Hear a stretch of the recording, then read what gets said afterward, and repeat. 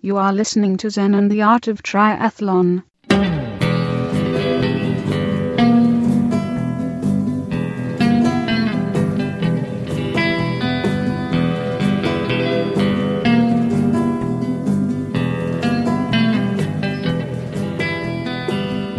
Well, hey there, all you triathlon freaks and geeks. This is Coach Brett with another great episode of Zen and the Art of Triathlon, the podcast where we go long on endurance and learn a little Zen along the way. All right, I promised last episode or on Twitter or something that I was going to talk about the iPhone 10. The iPhone X is what I like to call it. I managed to get my hands on one. I'm going to tell you a little bit of how I got my hands on one so early and why I got one, and but most importantly, what's it like using one, the ins and outs of using one for especially running, and if just as a triathlete, and would you maybe want to consider getting one for yourself. You can decide after you hear all the little info bits I've got on what it's like. I'm talking about like detailed stuff, very detailed on the ups and downs of what works and what doesn't. And I came from a iPhone 5 SE, so it is a big jump, and we're going to talk about that. All right, we also have how to train faster on how to race faster for a half Ironman. I got an email asking about that, and I'm going to cover swim, bike, run, overall things to do to make sure that you get the most out of yourself in training and in the race. And I think we'll talk a little bit about Kaizen, and then just some random stuff mixed in. Had a little question about mental toughness and how to build that up. So we'll do that and a whole bunch more here on this episode. But let's go ahead and get started with the hot topic that everybody wants to talk about, is the iPhone X, the iPhone 10, whatever you want to call it. I call it the iPhone X because X sounds cooler. Let's see. Why did I get one? The old iPhone I had was getting glitchy, slow. Battery was running out. As they started upgrading the operating system, more and more things were options, improvements, but only on the newer phones, and mine was starting to not qualify for some of the improvements. Like there was one where you could draw on the Notepad app, but on the older iPhone it had to be like totally separate or something like that, and on this new one it does it in line with everything else. There was things I was pissed off about that I was not looking forward to on the 7 and 8 or the 6. I don't know, whichever one dropped the headphone jack. I was like, oh no, come on people, because I still believe to this day that is unnecessary. There are waterproof phones that have a regular headphone jack. So this whole thing where we got to get rid of it, I don't believe that. But that's what they did. I think Apple has a strategy where they make their phones slightly difficult to use, or they make their phones a little bit weird, and then what that does is it creates a cult of personality. Is you have to buy in, and that's a very Zen thing too. You have to buy in to be part of the group, and then once you're in, when you realize that it's stupid, you're already in the group. And so then you have to admit you're wrong to get out, and people don't want to admit that they're wrong to get out. So every good club is like that. They have some sort of tragic fault, and you don't want to admit it. So that makes the club band together tighter. And it's a known psychological trick. And I think the movement of the removal of the headphone jack kind of falls into that camp. There's a lot of stuff that Apple does like that, and it works. And let's see, the lack of a home button on the iPhone X, iPhone 10 is a thing we'll talk about. I just didn't know what that was going to be like, but I decided to go ahead and do it because, again, my phone was getting really old, and I was holding out a version into the 6 and the 7 to see if they were going to make a smaller one, because these newer phones, the 6 and 7, were huge, and I don't want a huge one because I want to run with it. and bike with it. And the 5, is reasonably small. And so I kept waiting to see if they'd make one that was smaller, that was waterproof, because now they're starting to be waterproof, and that was going to keep the headphone jack. Well, the 8 came out, and that's no. And then the 10 came out when they announced that, and it's as big as the smaller of the 8, but the entire thing is a screen, as we all know. And I was like, well, okay, the usability, that's a sweet form factor. And I was sitting next to a friend at a table the other day, and he had a 7 or an 8 or something like that. And we put them side by side, and he had the Plus, right? So he had a bigger one. And my screen was almost as big as his, but my phone, the outline of my phone was much smaller. And we were like, wow, that is pretty cool. So I was going, okay, and it's waterproof, and I've been wanting to do that for a long time. So I was like, well, I guess I'm in. I'm going to go in on this. And then Emily was pissed. She's like, there's no way. You were just laughing at that phone the other day, because I had to think about this for a little while, about how expensive it is. And now you say you're going to get one, and we don't have money for that. Blah, blah, blah.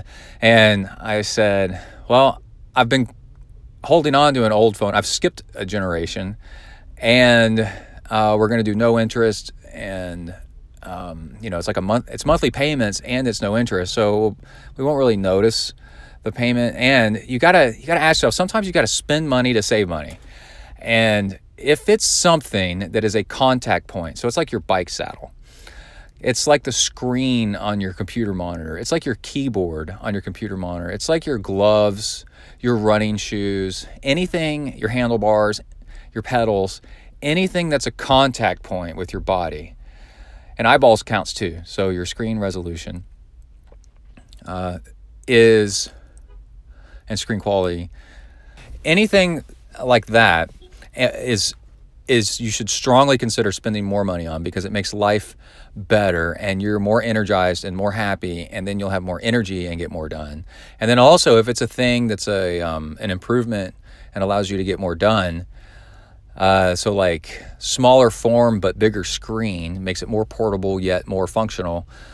And you're like, okay, now we're talking about spending money. Yeah, it costs more, but your life's going to improve a lot. So, it kind of falls into that area. And it did after getting this phone. I'll tell you about that in a minute. But so I was like, I'm getting it, and it's my life. So I'm going to buy this thing. And short of you throwing a total conniption fit, I'm getting one, and there's not much you can do about it. And then what was crazy was when I learned about the situation of buying one. They said they go on sale in my time zone, Texas, 2 a.m. And what is so cool about having done Ironmans and signing up for races at crazy hours and trying to be first in line, I feel it's not just Ironmans. I feel like there's something else I've had to do that with too. But where things sell out in moments, and they go on at some crazy hour. I already have experience with this.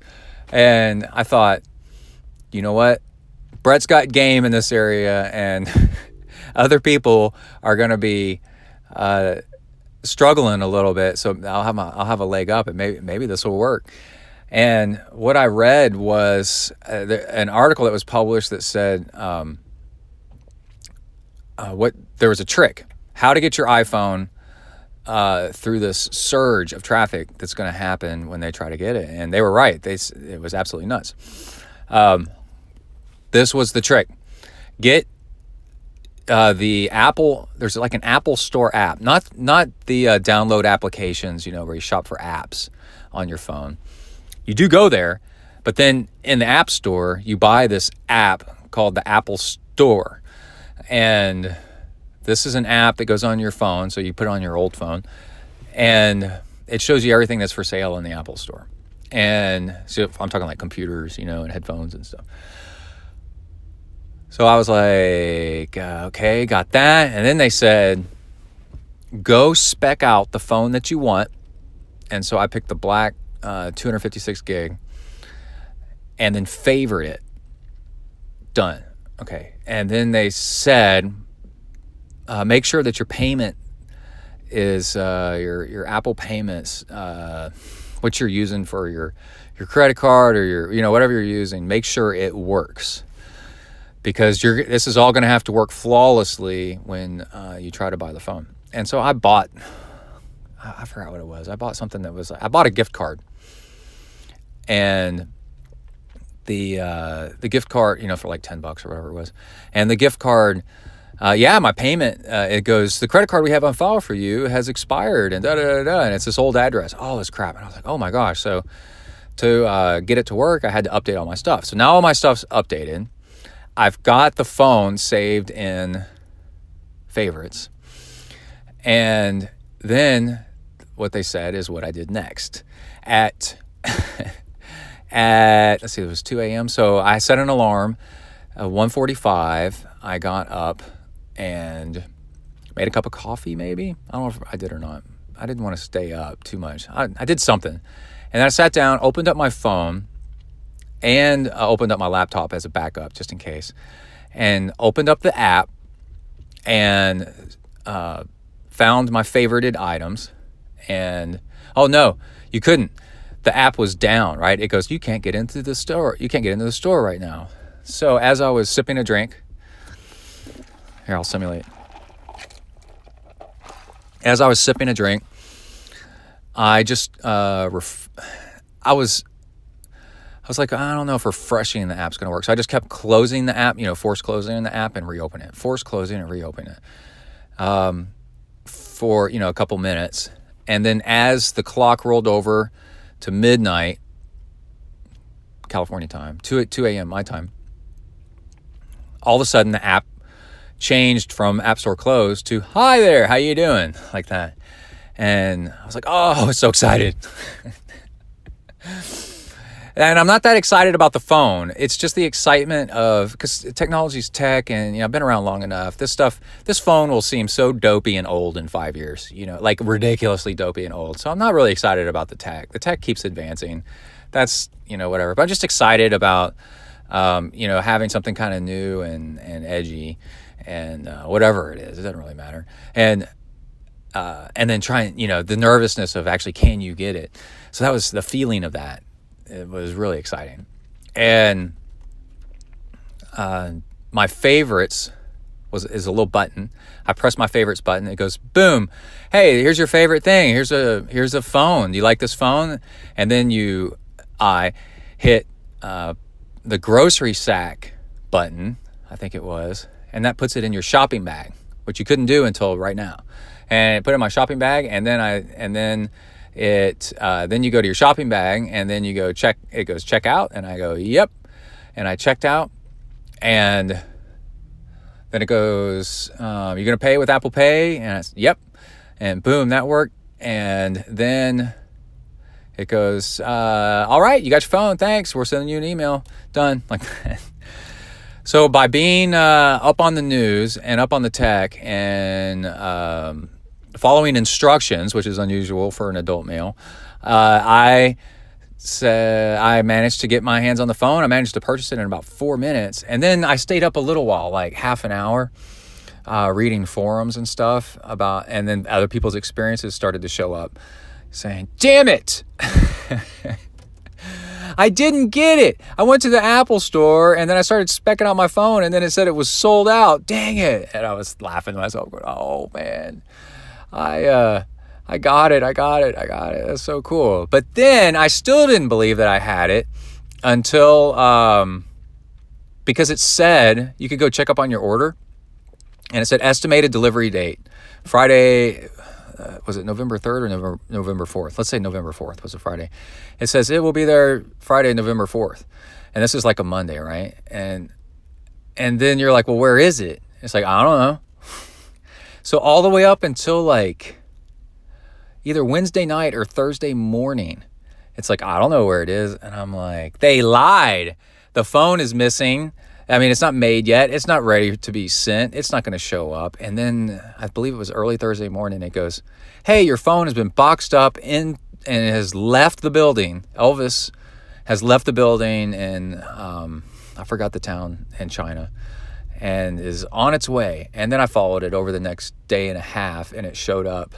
It went to Alaska from China, and then I think to Missouri, St. Louis maybe, or Ohio. I can't really remember, one of those two.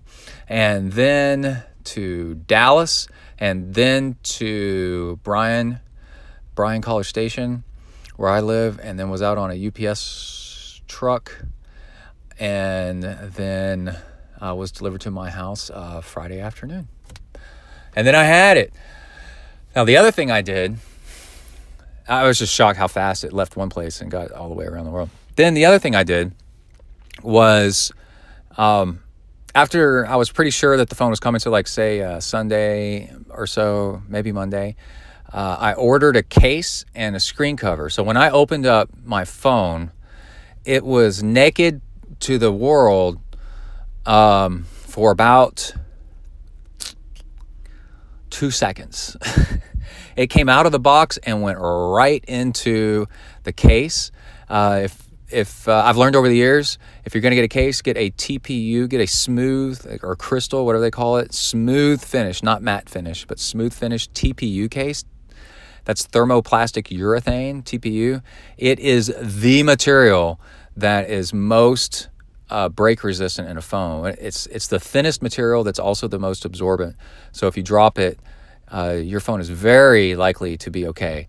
And the thing is it's not bulky at all. And it's the same material that's in Adidas shoes, the Adidas Boost material that is like amazing, that everybody's been freaking out about for years. It's the same material. It's super cool. So, and then I bought a screen cover where it's like a kit of 3 in case I messed it up. So I managed to get the old, the one that it comes with, the packaging screen cover off and the new one on, all in one minute or so. And my phone is in a case and with the screen cover on so well. My last phone, had like a hair under it that you barely notice and stuff. But this one, it's done. And I just couldn't believe it. We were all sitting around at breakfast the other day at work. We have breakfast at work sometimes. And somebody made a comment about the iPhone X and said something, and I go, "Oh, I got one." And they go, "What? You got one?" And I said, "Yeah, it's right here." And I pulled it out. And I was like, "Holy crap." And so we were passing it all around. It is fun, having something before everybody else. But then you've got to not show it off. Other people have to find out about it, or else you're annoying. If somebody else asks first and talks about it, and you go, "Oh, I got one," then and then it's cool, right? If you just go walking around going, "I've got one," then it's like, "I've got one," and you don't. And then you're an annoying person. Let's see. Let's talk about the things that were supposed to be terrible and annoying and what they turned out like in reality. Let's start with the lack of a home button. That's a big one. Nope, don't notice it. It's not even a thing. And I know that's crazy. And all these years of Zen practice allowed me to have a beginner's mind and not judge it ahead of time.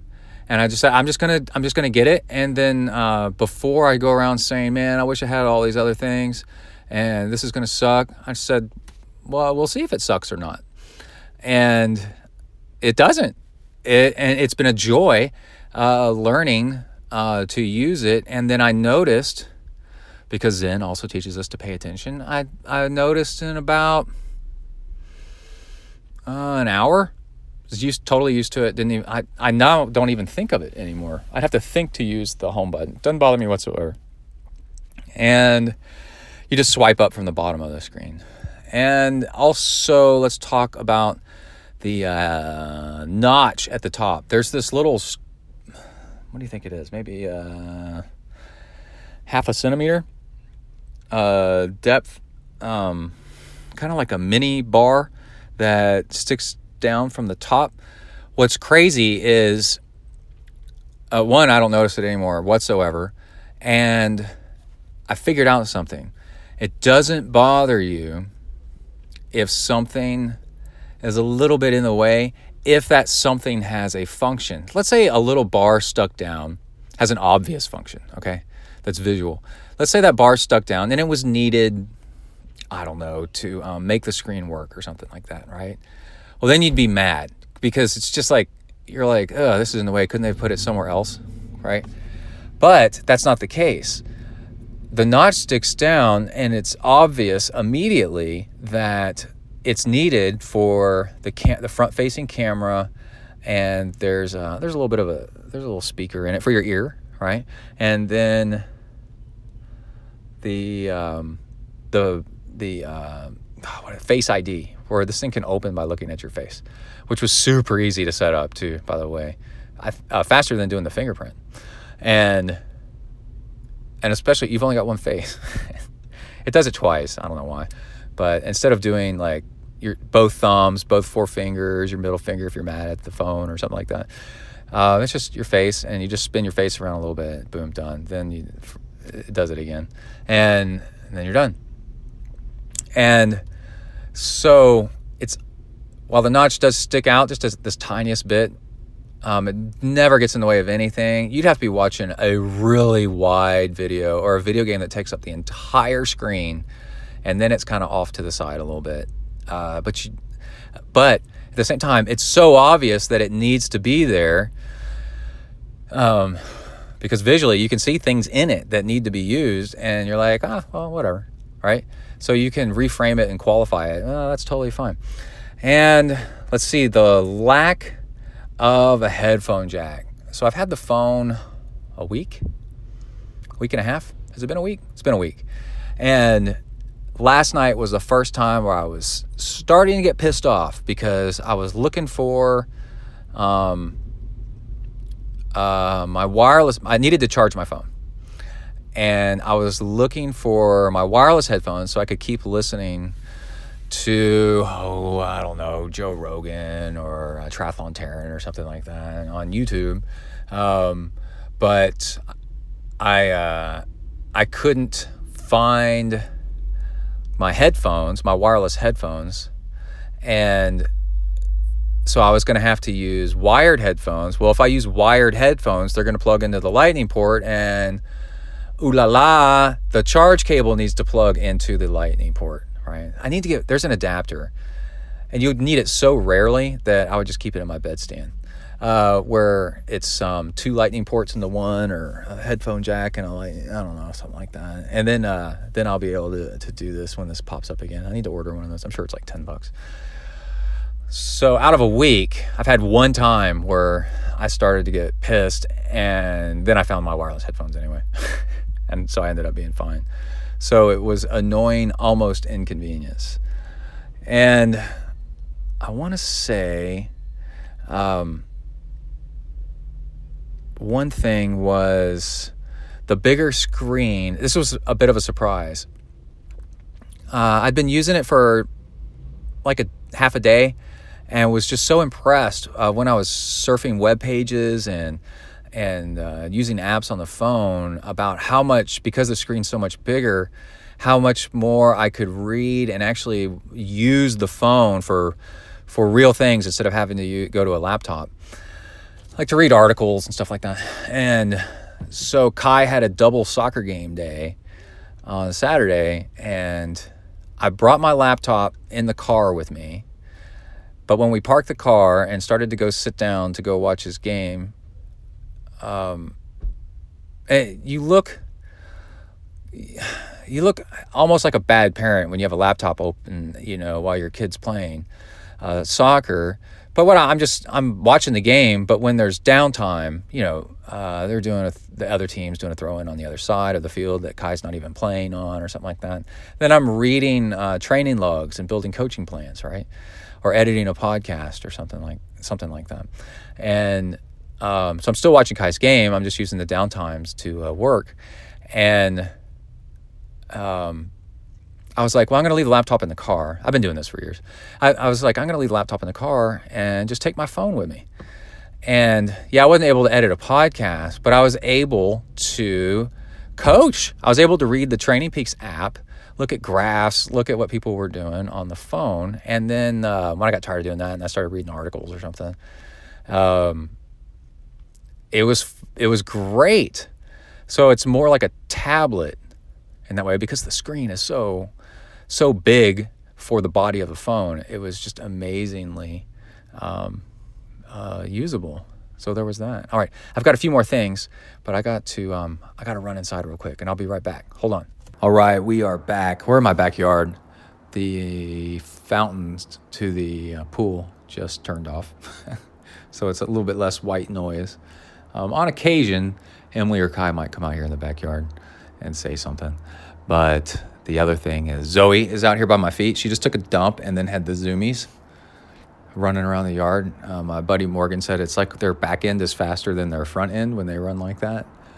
And also we have a squirrel that seems to love running up and down the fence and between us and the house behind us, which drives our dogs crazy, which she's big into. She's staring at the fence right now.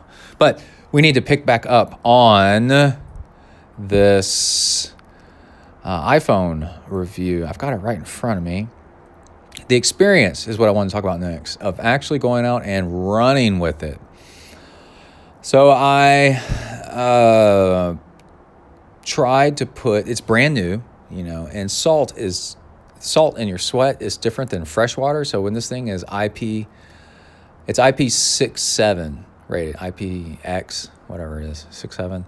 And what that means is it's pretty water resistant. IP68 would mean that it's really water resistant. So IP67 means it's pretty good. And with sweat being salty, salt is a conductor of electricity and also corrodes and pulls more water in with it, for example. It does all kinds of nasty stuff. If you have a boat in salt water, that's a totally different care package than taking care of a boat in fresh water, for example. The corrosion is a higher factor. And so I'm like, well, it's a brand new phone. I want to go run with it. So I'm going to see if I can fit it inside the snack size, not the sandwich size, but the snack size Ziploc fits inside. That's cool. And then run with it in that. I'm not a big fan of, but then I got used to it, right? It's the whole Zen thing, is don't judge too much, because you might learn to actually like it, and then it's not that big of a deal anyway. So what's the big deal? Just get used to it. And then I'm like, this phone's freaking waterproof, man, pretty much. So I took it into the shower, and I was watching Triathlon Taryn while I was in the shower. He was doing something. He's always doing crazy stuff. This should be my props to Triathlon Taryn. Go check out Triathlon Taryn's podcast, man. It is so good. I really, really like it. His videos are great, but his videos are short attention span, jump cut, bam, bam, bam, 'cause he's trying to get a lot in a short amount of time.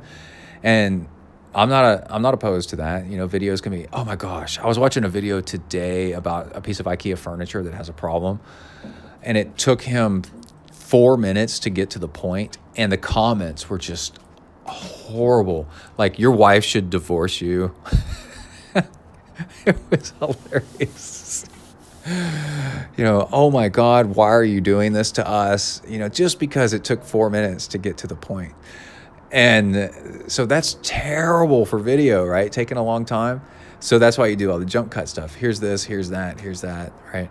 But in audio format, the long pauses are so nice, man. And that's what he does. It's so good. So check out the Triathlon Taryn podcast.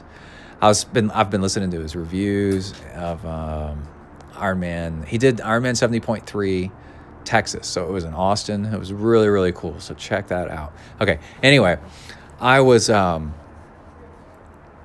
took it in the shower and was watching video. I don't have anything to hang it off of in the shower. I tried hanging it off of this like shaving rack and then the soap rack, and it fell from about 2.5 feet up and hit the bottom of the shower, which is hard. But I got the case on it, right? And I was like, oh my God. Thank God. And then, yes, I'm recording right now. Am I being shot at? Yep, you're dead. I'm dead. Great. And then Kai just shot at me with some sort of terrible gun, a Nerf laser gun or something. Anyway, then, but I was like, oh my gosh, dude, I can use my phone in the shower. So I need to get some sort of, I don't want to do a suction cup because I'm worried that'll fall off. But I want to do something I can hang from the top of the shower and then put this in it. And then I can watch, I'm trying to think, man, I just love watching YouTube. Man, there's so many cool videos on YouTube, like TED Talks and all this kind of stuff. I can be in the shower and learn something while I'm getting all the grossness off my old body. Anyway, let's talk about, well, that was my experience running with it, and I've run with it, I don't know, 30 miles or something like that, since I've gotten it, and it's been great. It's been absolutely great. I've been riding on the trainer with it in my back pocket, and I've been imagining as if I was riding outside. One thing that is awesome is the screen brightness. So running and if you were biking outside, oh my God, like the difference. I left the building and walked outside today while I was on the phone. I had it open. I forgot what I was looking at. The screen, oh my gosh, was just out of this world. And I mean, there was like no difference between inside and outside. The screen looks like, and this would be any OLED screen probably on the nicer phones. It just looks like a piece of paper that is that color, you know? And it doesn't change if you went outside or inside. If it's a bright piece of paper with bright text on it, it looks like that. Just super clear. It looks like shiny plastic, you know? It's out of this world. It's so great. So on the bike, if you're outside and you have trouble seeing your phone because of the brightness and, you know, the sun's so bright, dude, that's all gone, man. This thing, wow, that is a game changer as well. It's just so much better. And, okay, so let's talk about Face ID. I set up Face ID. Like I said, it works fine. And it works about the same, not any worse. I can't tell if it's any better, but it works at least as well as the thumbprint stuff. And so while the thumbprint stuff, you put your thumb on it as you're putting it up to your face, you know, as you're looking at your phone. And then, so that works, you know, fine. And this is so fast, it reads your face and then opens up. I mean, like the tiniest delay sometimes. And then sometimes it reads your face before you get it, as you're pulling it up and looking at it, and before your eyes settle on what you're supposed to look at. So it's a wash. It's like exactly the same. And I like it. I think, like, I'm on the trainer, my face is covered in sweat, and that might change the texture of your face a little bit, or that might break it's near infrared, and infrared absorbs water, I think, a little bit. And in fact, I know it does. So it may not be reflecting back to your face as well if your face is wet with sweat, but it only does that sometimes, not like all the time. So it's hard to tell. So the Face ID is definitely a thing. I see it stick with people for a long time. And like they say, there's actually, your fingerprint is 1 in 50,000. Your face is 1 in 1,000,000. Unless you've got an identical twin that lives nearby, you know, then you've got a little bit of a problem. And yeah, really, really like that part. Let's see, what else do we got? The other thing, was the setup.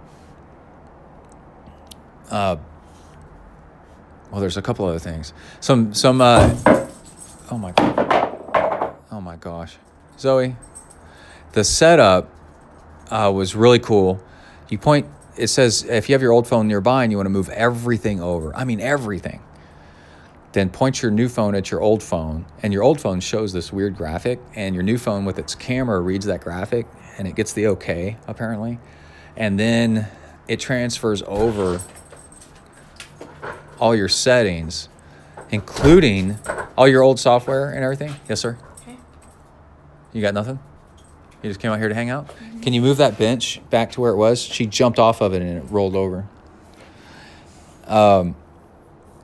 It brings over all your old settings from your other phone, which is, if you get a new phone and then your software has a bunch of settings in it, just think of like your Garmin app, it's got this and that, your height and your weight. I'm just trying to think of, and just any kind of setting and any kind of software, alarms, what time they go off. I'm trying to think of whatever else it would be, but that doesn't matter. But just imagine a lot of software has a lot of settings in it, and this all carried over. And one thing is we've lost our Wi-Fi password, and it carried over the settings from my old phone, all the Wi-Fi access points and their passwords. So I didn't have to retype in any passwords. And that was huge. I was a super, super duper fan of that. And then that might work on the regular iPhone 8 upgrade and all that as well too. But the other thing was that I'm really happy about, that's not really iPhone 10 related, is the fact that the software. Kai's doing a panorama. Are you doing a 360? I wasn't. You didn't put me in it? I'll do it now. No, I don't want to be in it. Okay, so I thought. Good. You make me nervous. I won't be able to talk. So, when Steve Jobs was in charge of Apple, he was a fascist about fewer options, less options are better. Fewer options are better. The user doesn't know what they want. We know what they want. And in some cases that was sort of true, but I came from a Windows background and used to being able to set all kinds of options on all my stuff all the time. And when I got my first MacBook, I noticed, I thought it was broken because I couldn't maximize a screen. And I went on a forum, and this is like let's say 8 years ago. So I went on a forum, and I asked, hey, how do I maximize a screen? I'm on this one application, and I want to make the screen full size. And they said, oh, it doesn't do that. And welcome to the world of Apple. And it was somebody else. It was a Windows user, a former Windows user. Welcome to the world of Apple. I was like, what are you talking about? And they said, Apple thinks that you don't really want to do that. You don't really want to maximize the window to take up the whole screen. That you're more productive when the screens are to the correct size of the software needs to be, or minimized, one or the other. And then that's it. And that's the size to expand to cover the software buttons and whatever you're doing with that software is the correct size and no bigger. And they think you're more productive that way. And I thought, what a load of crap. That I actually am more productive if I block out other stuff. So if I maximize the screen of the piece of software I'm working on, it blocks out everything else, and I just work on that. That's more productive for me. And I ran into, and I had to install, I had to pay for and install a separate piece of software that allowed me to maximize the window. And remember when the iPhone first came out, you couldn't copy paste. They're like, well, you just don't need to do that right now. Our phones are so good, you're just not going to need to do that. And it's like, no, you're wrong. And you assuming that you know how everybody is productive. Everybody's not productive the same way. So how can you tell me that? And okay, I sent Kai inside because I couldn't focus while I'm trying to record with him. Trying to get the dogs to sit and heel. Like, whatever. He's just trying to get on the mic, but it's distracting. Okay. So basically my point is there's all kinds of stuff that Apple would say that you couldn't do, and they were taking away options on purpose, like a one-button mouse. I mean, like, oh my God, dude, 2 buttons is obviously better. Why would you have a one-button mouse? It's so stupid.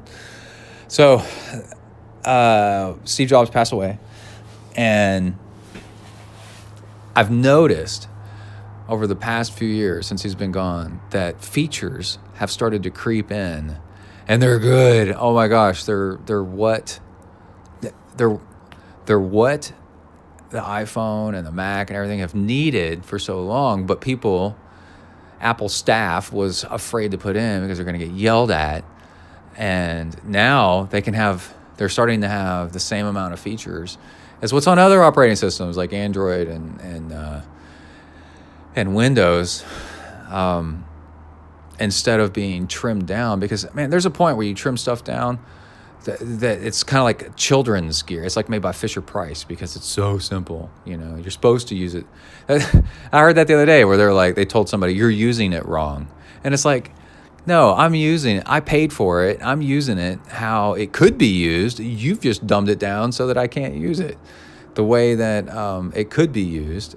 And you could make it do what it's supposed to do. You've decided to not offer that option, like on purpose, to force people to use it a certain way. And that's where you're starting to get oppressive. So anyway, what I've noticed is what's nice about the newer operating systems and the iPhones and stuff is that they're starting to have plenty of options and plenty of good stuff, finally. And so I don't feel like I'm really missing out on anything getting an iPhone. It used to be, well, you can't do this and you can't do that. Now it's pretty much all there. You got your wireless charging, you got your OLED screen,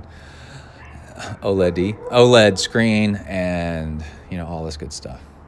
Only thing it's missing is iPhone jack, but they're not the only ones that do that even. Okay, I think that is it for the iPhone. Let me look through my notes.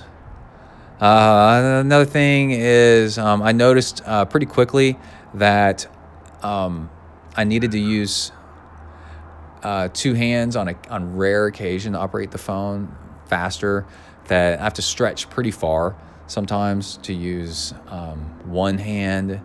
And I'm like, oh, I gotta use one hand. Well, I'm not doing anything with my other hand at the time. So what's the big deal? So it ends up not being a big deal. I could see maybe on the bike it being a big deal. But I mean, how often are you typing away on your phone on the bike? You might be able to pull it out and glance at it, but aside from that, you probably don't want to do anything.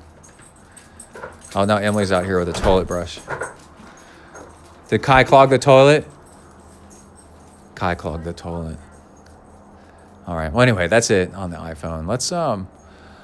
Let's jump away for a minute and do our bike of the week, and we'll be right back with some more goodness. How to get fast at a half Ironman. Okay. Out, bang. I'm done now. Oh, good, not concerned. All right, hold on. Kai came back out and he wants to talk on the show. About pools. About what? Pools. About pools? What do you know about pools? They're cool, they're fun, and they're clean. Done. Yeah? Yeah, bet you can't talk better than that. Sometimes I can't. That's pretty good. Oh, here comes ZenTri Nurse. Is she going to be on the show? Still recording? Yeah? You need to charge your watch. Oh, Kai needs to charge his Sunto. Are you going to take it with you? No?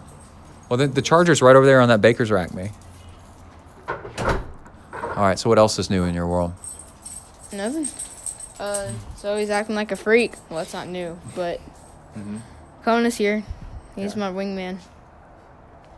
Yeah, does he sleep in your bedroom every night? Yeah. Yeah.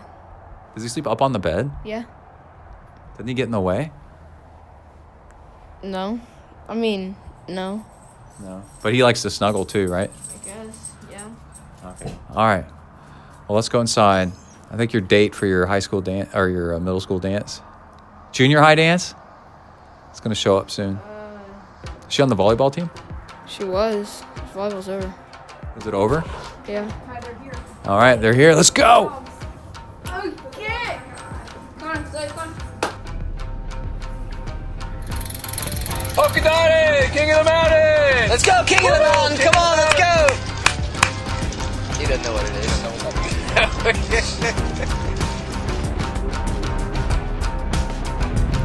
All right, this is our Bike of the Week, brought to us by Velosurance Bike Insurance. All right, I was thinking, what bike should we pick this week? Should we pick, this bike or that bike? There's some fancy bikes. Oh my gosh, there's this one bike that's a collab. I hate using that phrase. Collaboration between Aston Martin. It's totally a handmade bike. It's absolutely beautiful. I'm like, do I pick that bike? And there's a Ventum that's out that's really expensive and crazy. No, I decided when I saw this article that we got to do this bike. A lady rode all of Ironman Florida on a fat tire bike. A freaking fat tire bike. It looked like a nice one. I forgot the model. That's not what's really important. It's the fact that it's a fat tire bike. Have you ever ridden a fat tire bike? They are actually really cool and a whole lot of fun. The crazy thing is they're very unaerodynamic. And I think she spent just under 7 hours on the bike. And her overall time was around 14 hours, I think. So she spent half the time on her bike. But a fat tire, the interesting thing about a fat tire, when people try to use them for mountain biking and stuff, is they really don't have, you can get a fat tire with suspension. That's just kind of rare.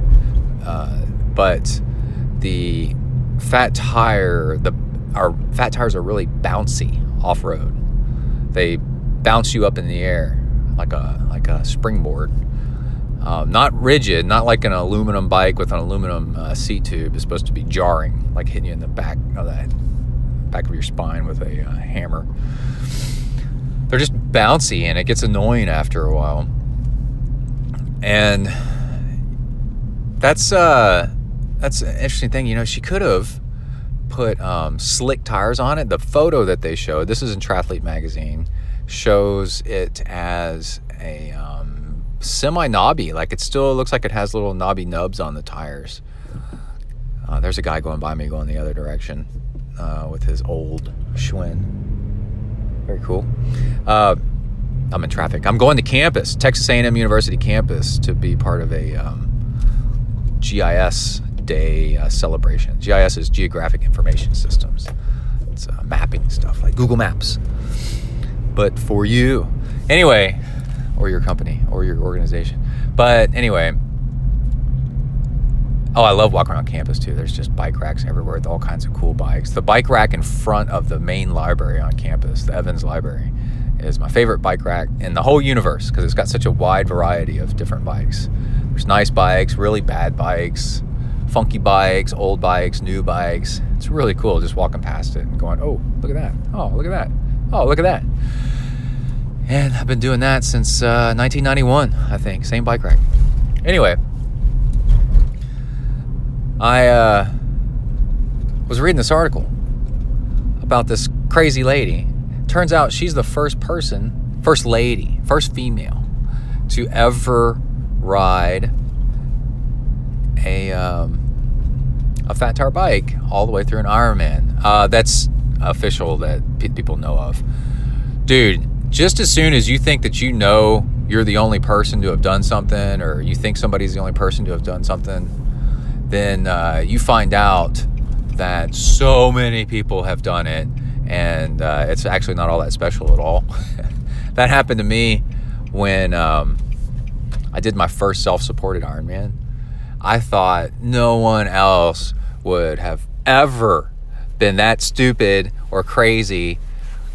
And so I remember on a forum, it wasn't Slow Twitch, it was a different one. I posted something about it, and some guy goes, oh yeah, I do that all the time.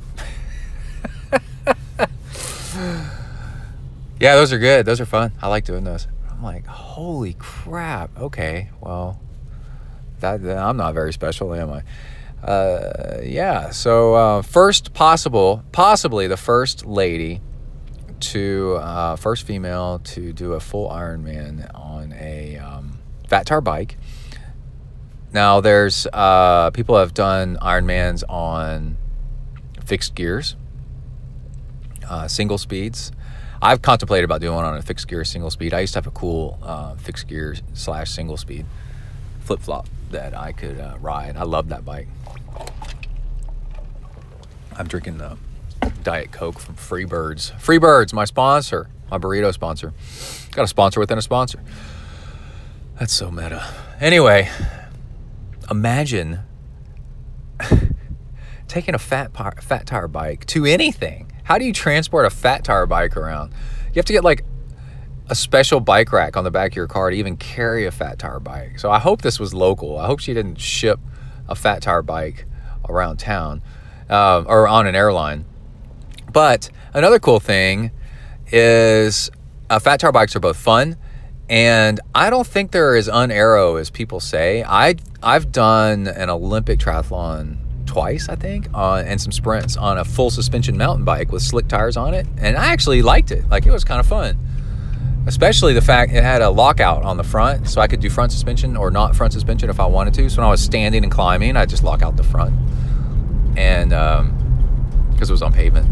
And then when I was descending downhill, it was a real hilly race. I turned on the front suspension and I went super fast downhill because of the suspension allows you to go super fast downhill, and a lot of fun.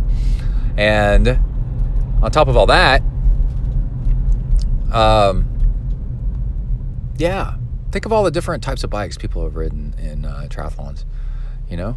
And you can too. You can do some crazy stuff. So if you are interested in getting, the aerodynamic thing. If you're interested in getting a fat tire bike, don't worry so much about the aerodynamics. It doesn't really matter that much. And just have fun out there. Now, let's talk about VeloSurance Bike Insurance. They are the sponsor of this segment, and they're bringing you this Bike of the Week. Insurance for your bike is a very serious deal. We spend more money. Oh, see, we got a fender bender right here, right in front of me. These kids know what they're doing. They're taking photos immediately. And what if they fender bendered right into the back of your car with a bike on it, right? Is your car insurance going to cover that?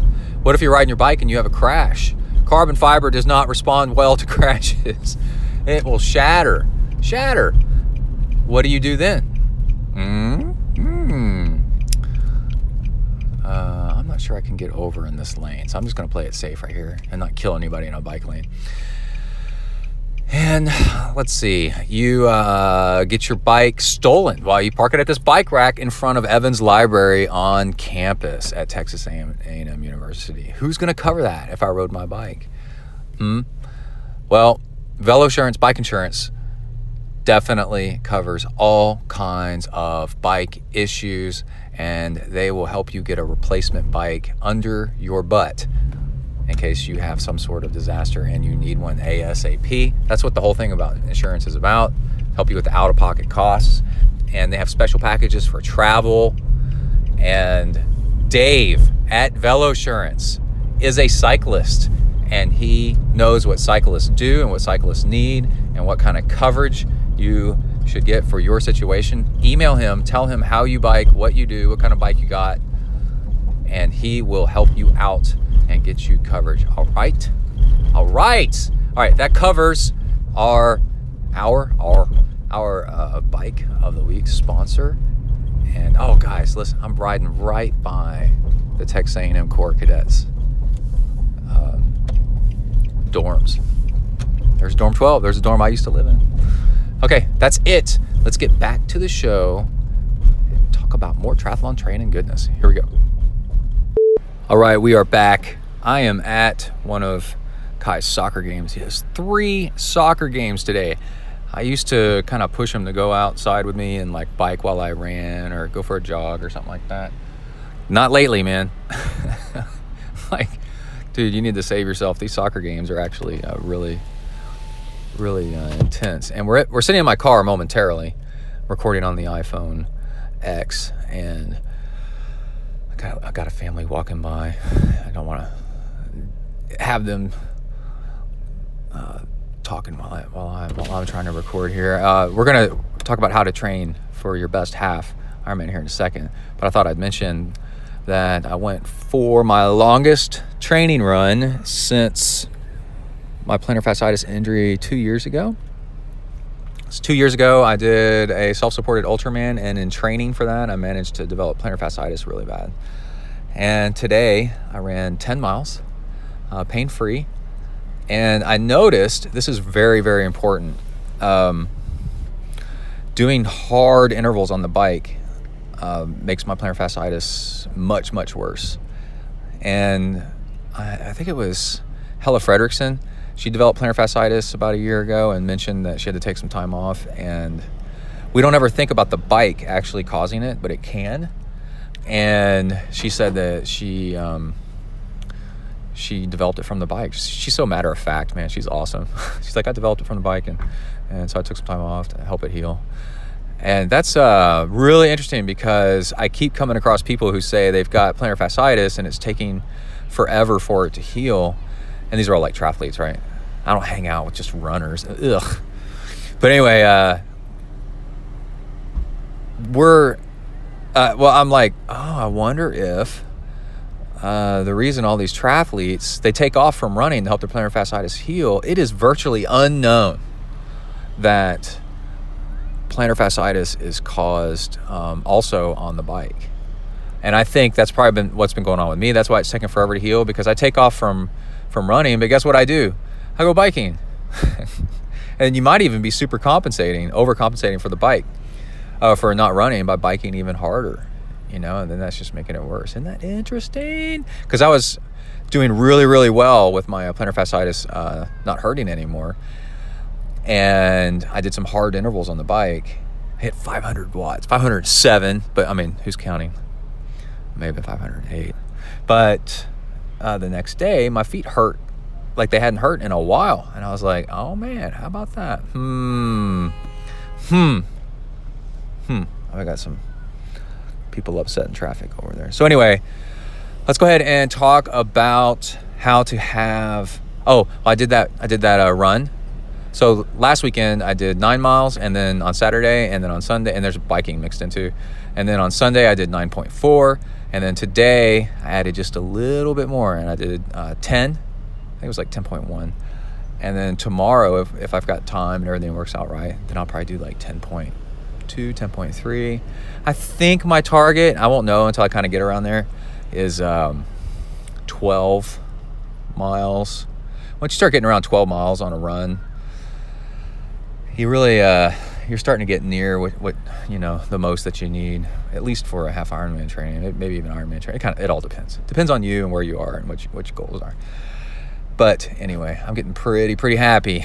All right, so let's talk about how to train for your best half Ironman. So maybe a PR if you are looking for a PR, and maybe maybe it's your first, or you just want to improve. Here's another one. Okay, so if you're looking for a PR, first thing is you pick a cool race. So like around 60 something degrees would be nice. Once you start getting too cold, then it can slow you down a little bit. But then also flat, as flat as you can get. Makes a huge difference, absolutely huge difference. Okay, so there's that if you're looking to PR. So first thing, pick an easy race. And if you can't do that, then do your own, do your self-supported half Ironman. Anybody do a self-supported half Ironman. It's pretty easy to do. And then, let's see. The next thing is, let's say it's a course that you want. Now you know the course, right? And let's say it's Austin, and Austin's pretty hilly and nasty. And,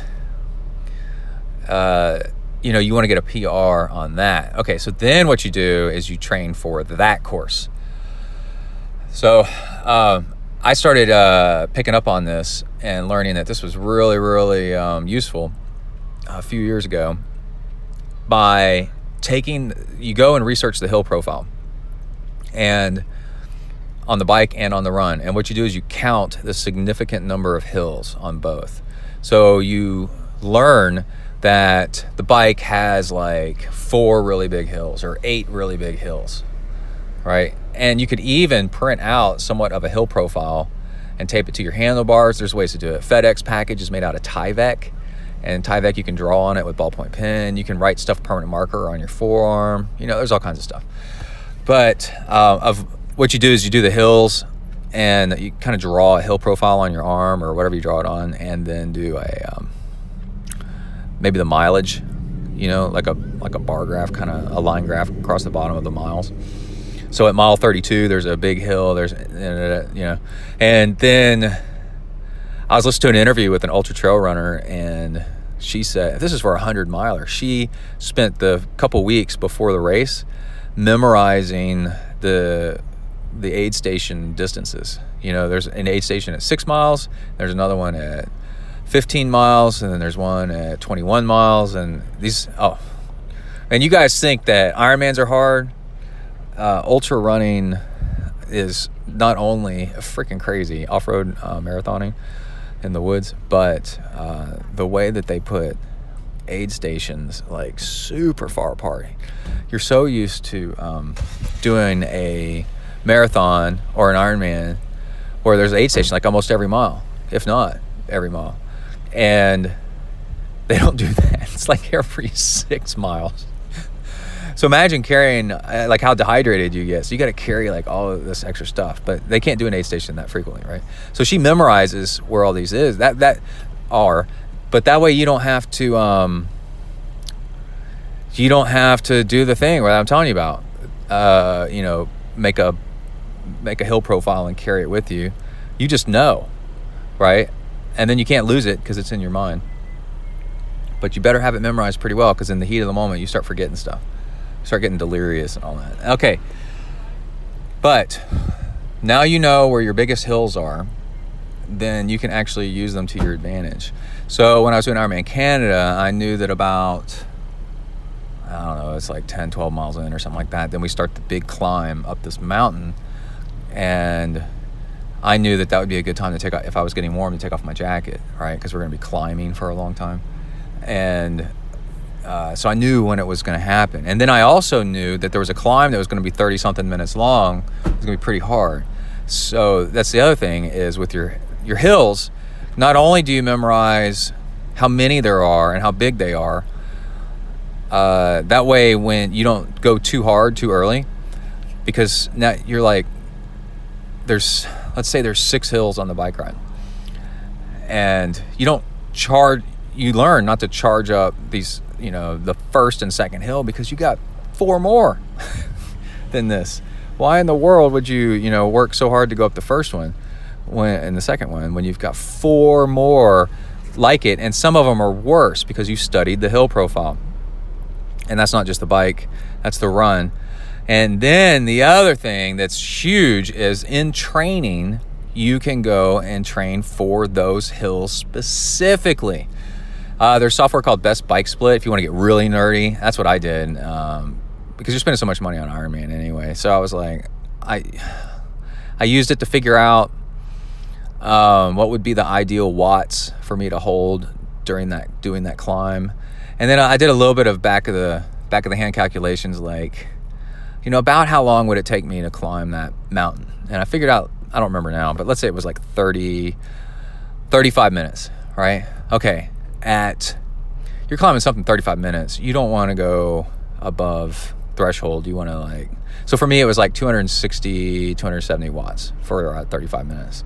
So in training, I learned to put out 265, 270 watts sitting up on my bike, on the trainer, right? And I did it many times, let's say 4, 5, 6 times before that race. And then when it actually happened on race day, it was no problem.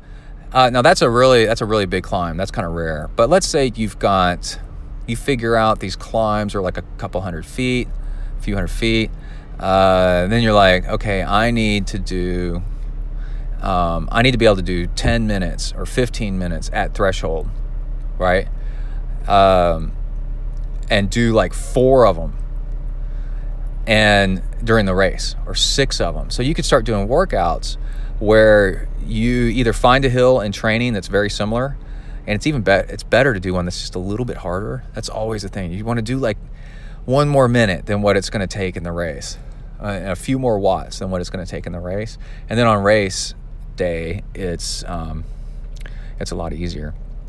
And you just practice and train. And then when it happens on a race day, like when I did the Canada one, when I was climbing that mountain, there was people around me that were like, oh my God, when is this going to end? And even though I had never seen the climb before in my life, I was like, I know exactly when it's going to end. It's going to end in after 37 minutes of this, and we are 20 minutes in, and I've got 17 more minutes to go, so I better pace myself. And it worked.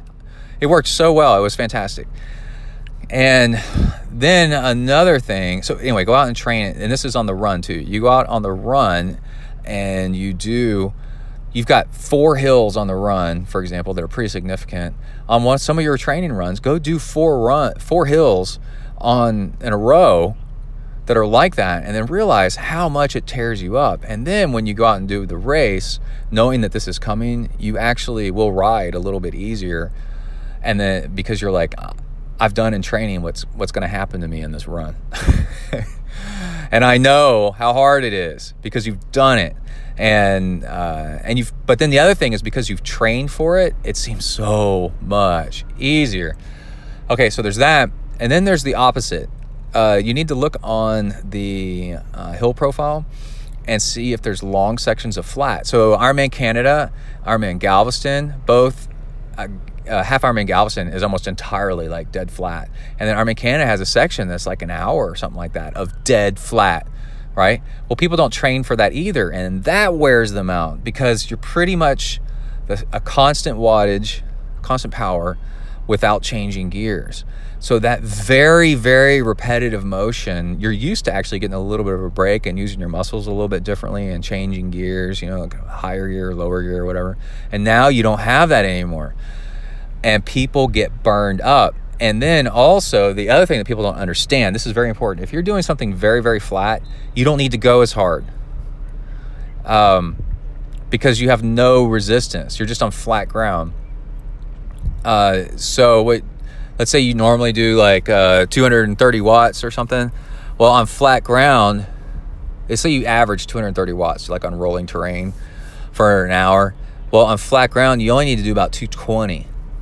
And because it's going to wear you out the same as 230 would, because if you were doing 230 on rolling terrain, you get little breaks as you coast downhill for a second and then, pick up the uphill again. Well, this, you never get a break. And because it's the same muscles repetitively, it just burns you up. And on top of that, you need to look at your fueling and heat management. Kai's game's about to start, so I'm gonna go watch that, and then we'll get back on here with fueling and heat management. Very, very, very important stuff to have your best race. Hold on just a second. All right, we are at Kai's game halftime. He just did a nice assist on a goal. We're up 2-0. It's tournament day. Got a whole bunch of games today. Anyway, we're going to talk about fueling. So what I've found that really works is either gels or make your home brew. Gels, I mean, they're kind of expensive, sort of. And basically what gels are made out of is the same thing as Gatorade. Gatorade powers with fructose and sucrose, like simple sugars and sodium. And then, maltodextrin. So maltodextrin is a starch, but it's a fast burn starch and it's easy on your stomach. If you just did Gatorade, then, and you tried to drink as many calories as you need off of just Gatorade, then you would get sick to your stomach.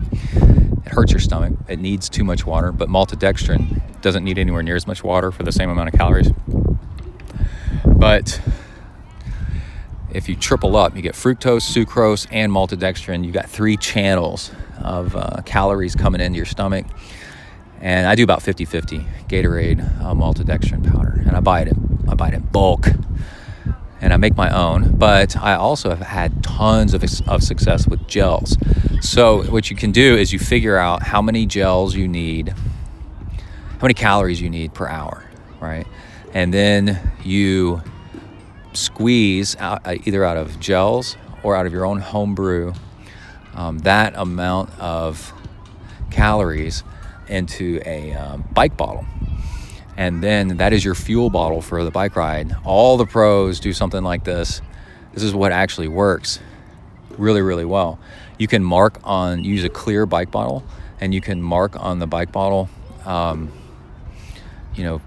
each hour that you want to go through that bottle. And then you add water and fill it all the way to the top, all the way up to the top to dilute it. And that way it's not too hard on your stomach. If it's a cooler race, you can get away with one bike bottle with a half Ironman full of fuel. With your gels, say you put 6 gels in it or something like that. And then you add water, shake it all up so it's all mixed up nice. And then what you do is you drink, every time you take a sip off your bottle, and you space it out, like a sip every 5 minutes, every 10 minutes, whatever it is, so that you don't drink too much. Then you wash it down with water so that you're getting in the amount of water that you know you need for the race per hour. So it depends on how hot and how much you sweat, how much water you drink. But you can't just drink that stuff straight. It'll wreck your stomach. So you need to rinse it down with water. And if it's a warmer race, you would split that up into more than one bike bottle. And that way it dilutes it even further. So you would have one for the first half of the bike race, and then another one for the second half. You could have one per hour, something like that, all diluted, and then it'll be even easier on your stomach. And gels are pretty much made to be the right proportions of stuff. So say like Goo or all the different companies, Power Bar, all that. But anyway, you're looking for stuff that has maltodextrin in it as well. Try to turn out the wind here. And that works really, really, really, really, really, really well. And now, and so you've practiced in training how much you need. And then what happens is you can't eat as much on the run as you can on the bike. So on the run, you'll notice you can eat about half as much per hour, many calories per hour, without it upsetting your stomach. Maybe 2/3, kind of around in there. But you'd be lucky to get in 2-3 gels per hour on the run. I'd be really surprised if you get in more than 2. So what people do is they eat as much as they can on the bike, but don't use that as a license to like really load up, because then you'll get sick on the run. That'll be all backed up. When you hit the run, all the gels you haven't digested will start trying to digest and make you sick. So Chris McCormick, his sip on the gel tactic that he uses is you rip open a gel and you don't eat the whole gel at once. This is while you're running. You sip on the gel, like a little sip of the gel, and you hold it in one hand. This is something you need to practice in training, so you learn to not get it all over you. And then so I'm talking like a little tiny sip of the gel, and then wash it down with water in your other hand as you're running. And you just keep doing this while you're running. And I've done that, and that works really well too. Now the big trick is if you burp, that means things are going the wrong way, and you need to just drink water. And your digestive tract is going, I'm too full. So you just drink water. So skip your next feeding and just drink water instead. And do that until you start farting. If you've got a backup and you've been burping, farting means you've reversed it. It's going the right way now. It's coming out your butt. Things are going down into your digestive tract, but it's still a little troublesome. So you still may not want to drink any fuel until you get the rest of the farting over pretty much as well too. I see what happens here is you mess up your fueling, you do too much. Now you got to go for a window with not any fuel while you're waiting for things to settle through. And that's why you don't want to do too much. As people say, actually try to go a little bit too little instead of too much. And then that way you don't have this downtime where you feel like crap as you're burping and farting. But anyway, that is a huge rule. It really does work. Fuel like you normally would. And then if you start burping, no more fuel. only water for 20, 30 minutes, and until things start reversing in the other direction, and then that's what works really, really well. Okay, then we have, we talked about staying cool. The warmer the race, and a lot of people travel to these races, you would not believe how much water you actually need in a warm weather race. It is crazy. If you start doing tons of water, pay attention to your craving for salt, up your sodium, and then don't be afraid to do a lot more water, especially if you start doing the burping thing. That means you need more water anyway. And then run. When you get on the run, carry a bike bottle with you that you can easily unscrew the top, and then pour ice water on your head. When you get ice water as you're going through aid stations, and then you can pour it on your head. Hold on, Kai's team's about to start playing again. I need to get back over here and watch this. He might score. It'd be so cool.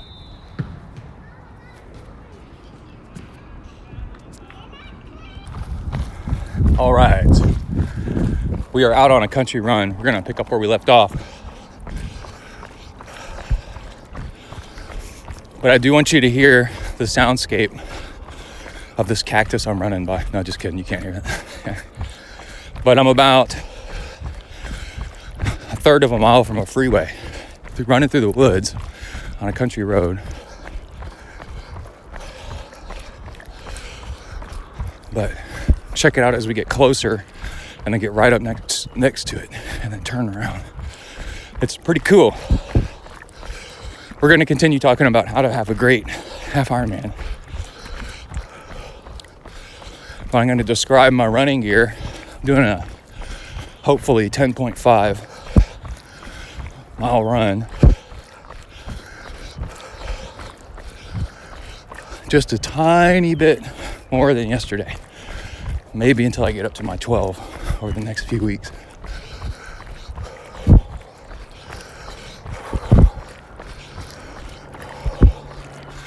So what I try to do is I start my runs going slightly net downhill, and that serves as the warm-up, and I try to avoid any hills, like any uphills. Here's like my first one, and it's only a few feet. Oh, it's time to fuel. I'm at 1.5 miles in. Every half mile I fuel. I sip my Gatorade and maltodextrin mix. Here we go.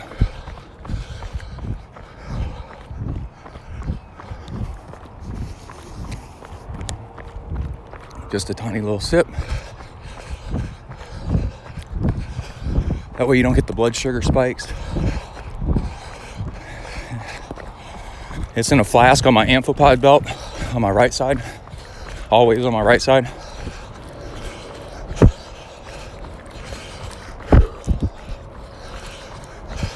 Plain water on my left side. And because I'm running a long time without a water stop, a Nathan running bottle in my left hand right now, phone in my right.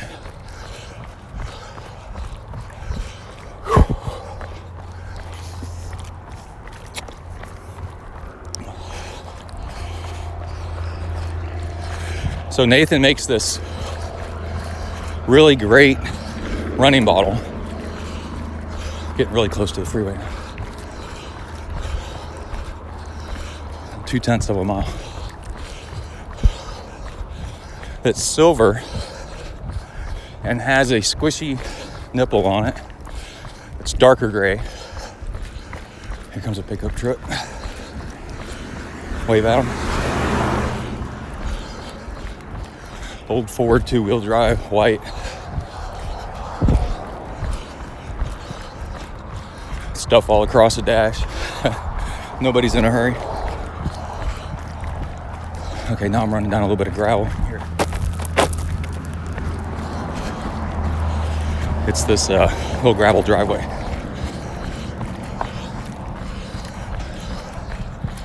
That I love mixing in. It's super short.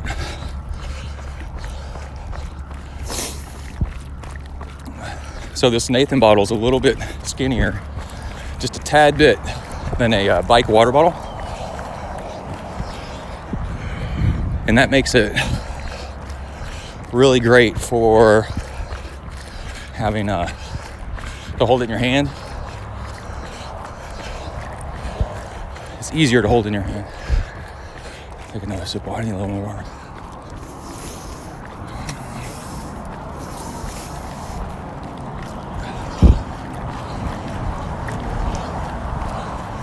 So Kaizen is this practice. I'm turning around, starting to head back. Kaizen is this practice of tiny, incremental little improvements.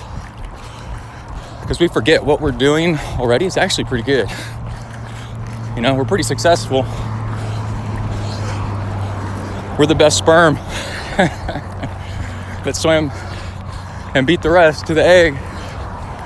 You're listening to this podcast, you made it this far in life, so you must have some money and some amount of functioning ability, some amount of winning. There we go. Now let's go back down this country road. So Kaizen says that we threw out, humans tend to throw out everything and start all over again, which is dumb. That could lead to catastrophe. You're not appreciating how far you came. So take what you did yesterday and add, or take what's existing and change a little thing and make it so small that you like snort. Right? If you mentioned it to a crowd, you'd be embarrassed. Because the human mob mentality is that's not enough to make a noticeable change. But Kaizen says, well, one, any change for improvement is compound interest, right? Ooh, 9:49 mile 2. I think that's faster than yesterday.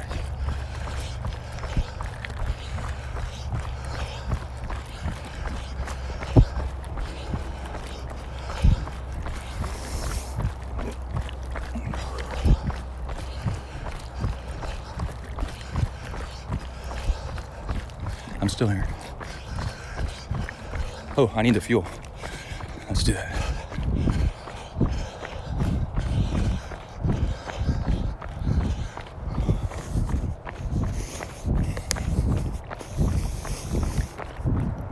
Ooh, car back.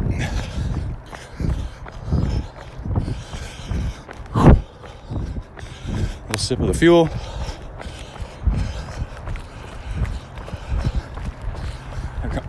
The car.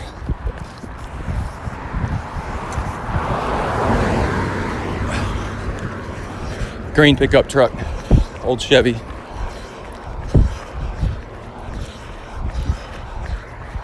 Extended cab, 2-wheel drive.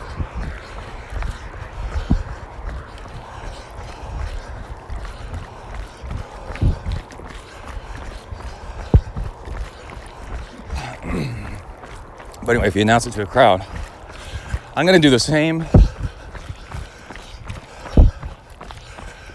as yesterday, but I'm going to add 1/4 of a teaspoon of my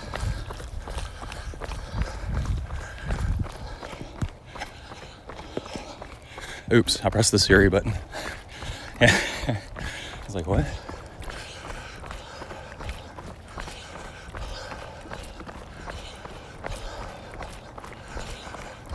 So 1/4 teaspoon of matcha powder. People will be like, that's so tiny. Oh yeah. I got a feeling that the 1/2 teaspoon I've been doing is too much. So I'm gonna try this.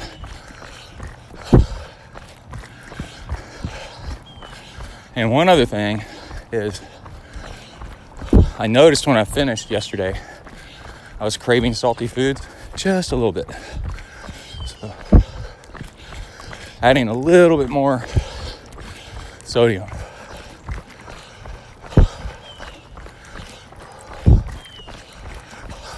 to my fuel. Yesterday I did 3 hours and 10 minutes about, I think.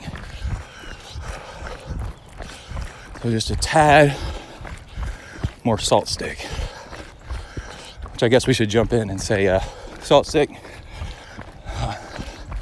we got a discount code.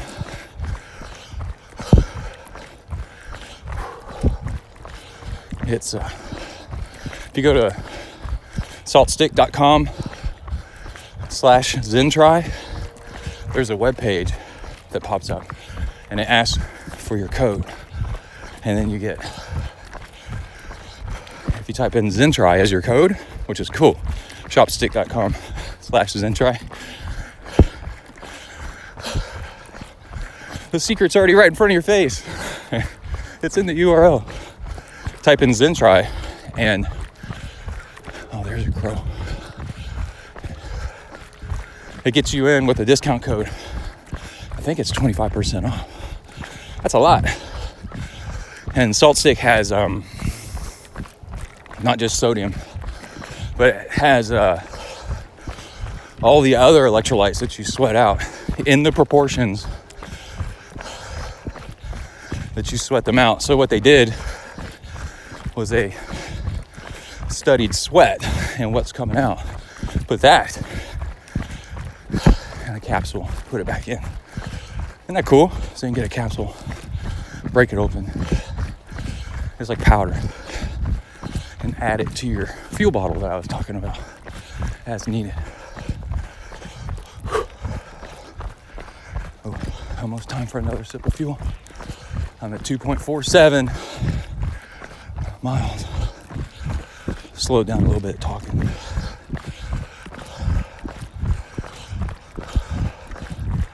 So I'm running with this amphipod belt.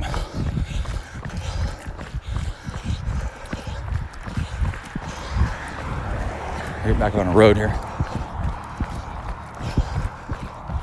Time to fuel. Fuel the beast.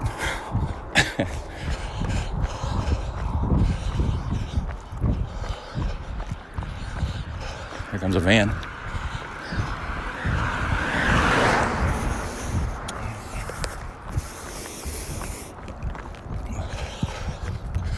What's cool about the sipping method is you can never take way too much. You're like, oh my God. It's just right. And if you make a mistake and take too much, it's easy to correct because you only took a sip in the first place.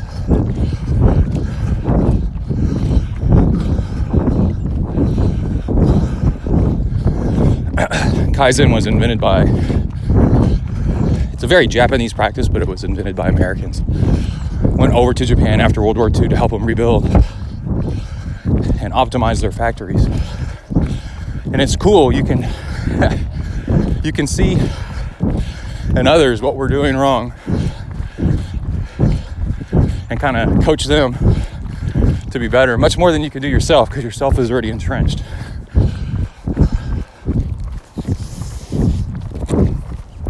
So we were like, it was our cars that was the big deal. American cars in the 60s, 70s, 80s coming off the assembly line, all kinds of problems. Because the idea was you have to stop. Oh, they would maybe fix it after it was already sold. Huge problem.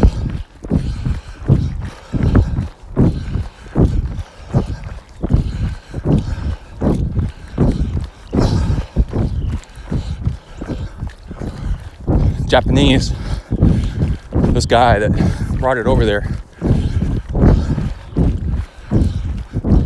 said, let's install these little pull cords, and if the assembly line worker sees anything wrong, pull the cord, it stops the whole assembly line, fix it right then and there. One little change. But see, when they fix it there, it doesn't keep happening over and over and over again. It doesn't cost them millions to billions on down the road when they have to recall everything, right? Super smart. One little change. A lot of stuff like that.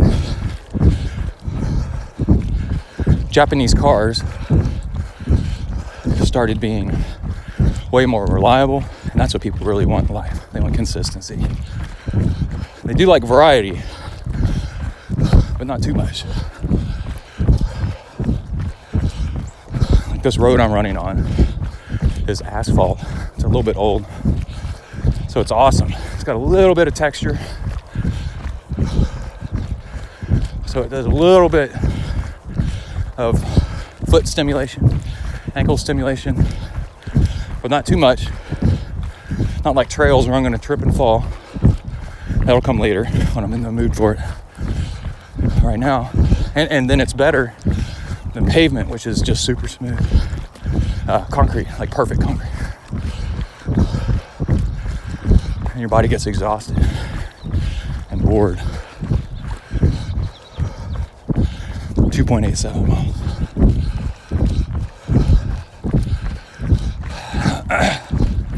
So anyway, that's Kaizen that I jumped that in there. It works awesome in triathlon, and at work. It's also called the Toyota method for obvious reasons. Little changes add up. So I've heard about it forever, but recently started implementing it with gusto, and it is impressive. Okay, let's see.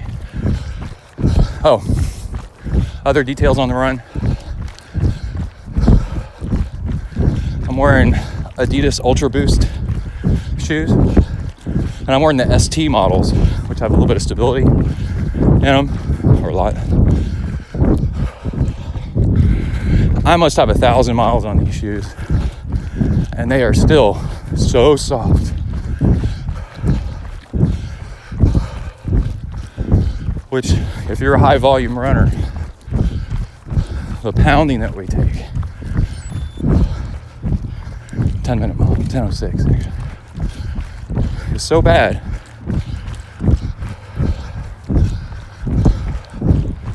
These are really, really nice. So they cost more, $170 or something. But the life you get out of them is 4 times more than another running shoe. It's really amazing, and it's what's helped me get over my plantar fasciitis for sure, is the stability in them, and the fact I can run a long ways without pain. And just, I put them on this morning and started running. It was like boing, boing, boing. I'm like, oh my God, it's so cool.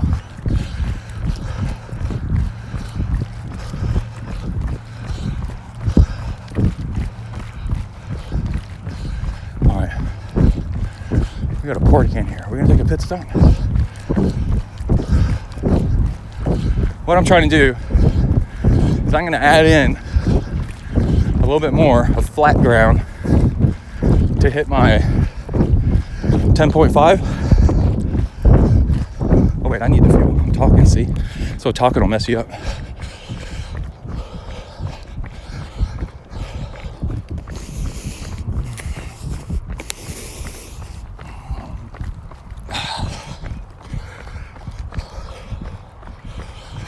Yep.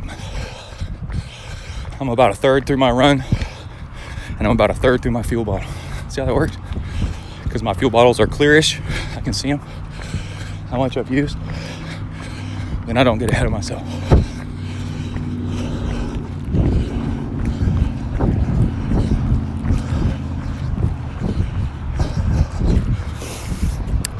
Okay, we're gonna get right up on the freeway again. It's a different little out and back. They call it a dog leg in the south.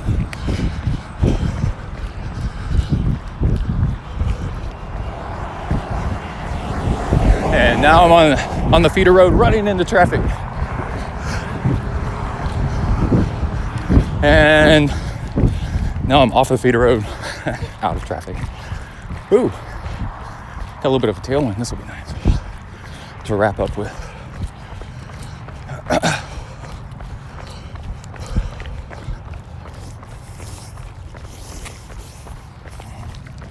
Yeah.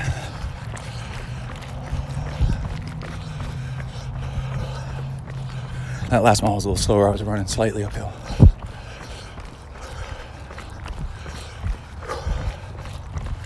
Okay, so I think that covers the run and the Kaizen.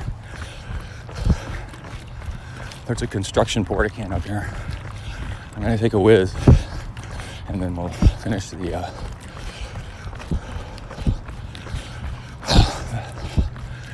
other, I might call them the 3 pillars of triathlon: pacing, fueling, and then something else. I'll have to remember what it is. Hold on.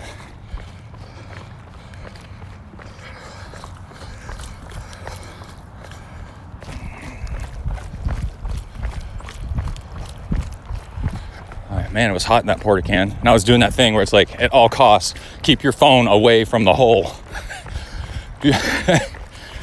Don't even let the phone get near the hole in the porta can.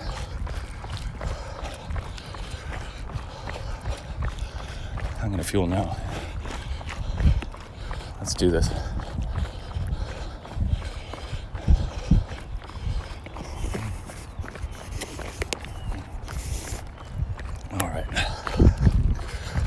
Little drop off. Boom, boom, boom. Backwards quiet again. So I guess the third pillar would be cooling and hydration. So fueling, pacing, cooling and hydration. Messing those up will have you walking the run, or at least a portion of the run, the end of the run, and a shorter run. Messing those up in a long triathlon, half Ironman, you'll start having trouble even before you get to the run on the bike. And the tragedy is spending so much money and time training and then screwing it up on race day. I mean, it's just horrible. You spent so many hours a week training that you could have been with your family and everything, and then you screw it up on race day. So you don't want to mess these things up. So we've talked about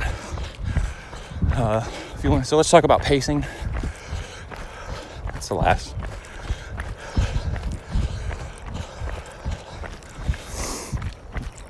Okay, no miracles on race day. Actually, for half, what I found that works really nice, make sure you're all trained. Or in Texas, we say trained up. Oh, here's a little bit of sand. Just a little bit. Make sure you're all trained up. You're doing long workouts. You know you can do the bike ride, the distance. You've been running off the bike and all that stuff, right? Look at your training log and see the paces that you do on kind of an average day.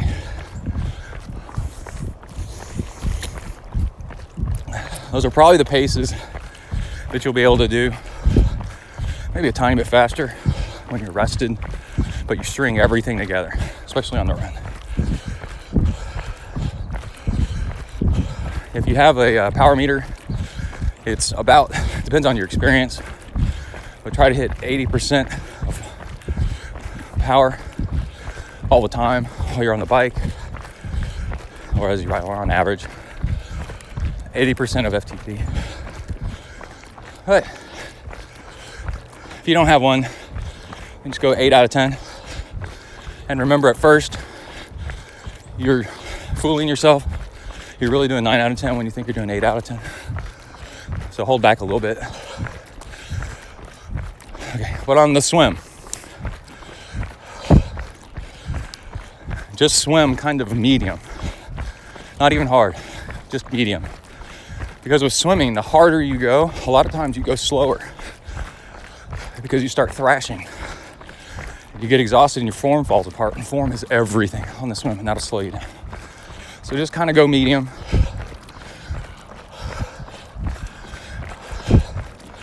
And think about this, if you go hard, you'll go 2 minutes faster. if that, or possibly even slower.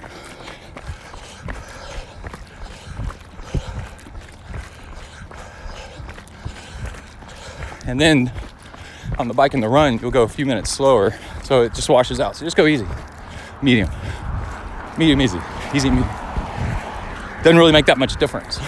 Just settle in, tell yourself you're gonna swim 30, 40, 45 minutes, whatever it is. And just cruise and enjoy it. Search for a relaxed stroke and very, very light burn on occasion in your arms. You're really not going to use your arms that much again, so it's okay.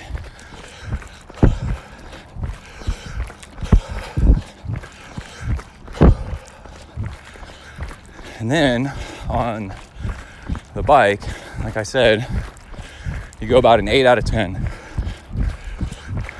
depending on your level of fitness. If you're just trying to survive this thing, do like a 7 out of 10, 6 out of 10.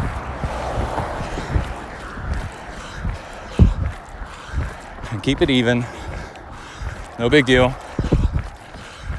Don't push too hard going into the wind, going uphill, because you still got a half of a marathon left. Yeah, always remember that. Asking yourself, if I tried to run a half marathon right now, am I doing the smart thing? The answer is usually no. Okay, then, what is that? Ooh, a 9:54 mile. That's pretty good. Let's do a little bit of fuel. Hear that water bottle bouncing.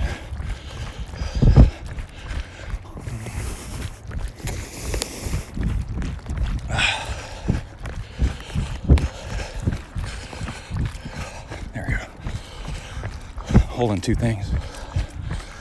On your long runs, carry something in your hands, like a water bottle, whatever, because both it hydrates you. You get better workouts because you're better hydrated, but it teaches you to carry things in your hands. So when you do the ice bottle cooling thing to stay cool, your hands are used to it, carrying stuff. All right, then let's see, get off on the run. This is what I've learned to do that works really well, because Galveston, just by coincidence, is a third. It's broken into thirds.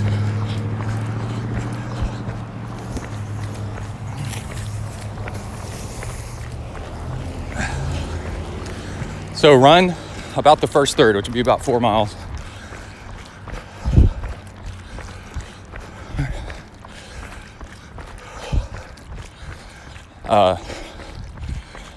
Easy, just settling in, because you got to remember, you got 8 miles left,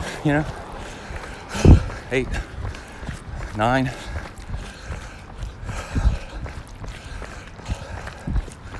So run the first third pretty easy. Settle in and cool down. Let your stomach settle. Pee, all that stuff. The important thing is to settle in and get your pace calmed down. And you can talk yourself into doing it by saying you still got so much left. So it's all right. It's going to pay off.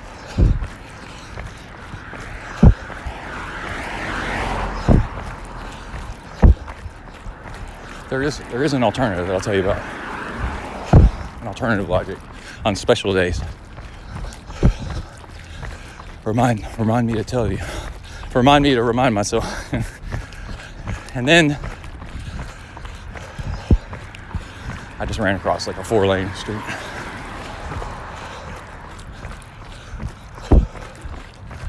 In a second here, we're gonna be running up on Kaizen Elementary School.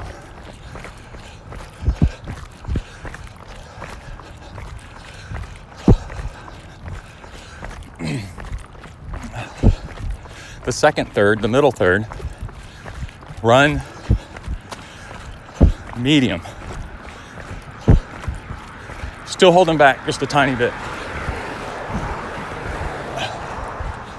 And watch your heart rate. You should be wearing a heart rate strap during all this. So on the bike, you should have been doing zone 2, dancing around in zone 3 frequently, but not living in zone 3, but visiting zone 3 like is your best friend. But then when you can, get out of it, because it's not sustainable for that long usually. Okay, on the run, try to get back into zone 2, and you'll notice that it's very difficult, but that's kind of what you should be doing. And on the run, you're going faster than you think you are anyway, because of the optical illusion.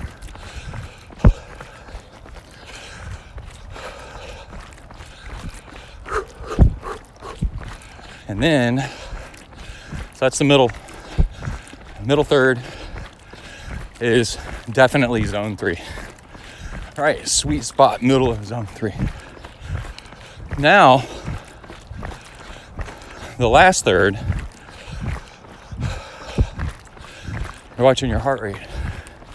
You try to get, I think that's Aaron's boss running over there. You try to get your heart rate into zone 4. Start pushing it.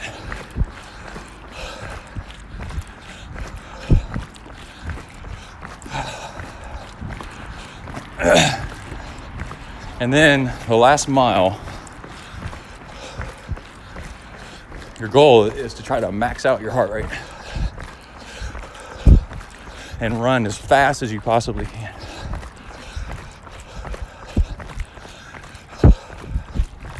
And using your heart rate to do it is really cool, because your heart rate is a known factor. You finish a race and realize you had more heart rate margin to go at the end, you should be pissed at yourself. You could have gone harder. Literally, you could have gone harder, because you can see it on the thing. Oh, fuel time. Hold on.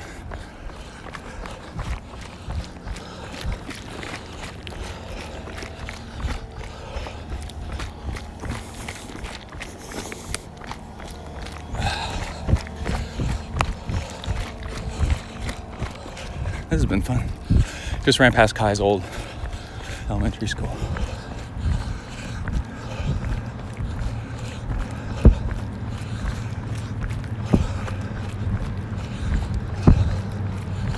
Running uphill, nice and gentle.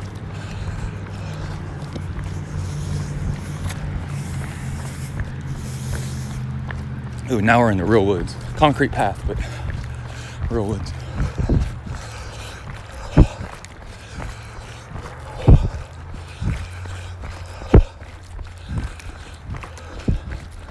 I can see my house.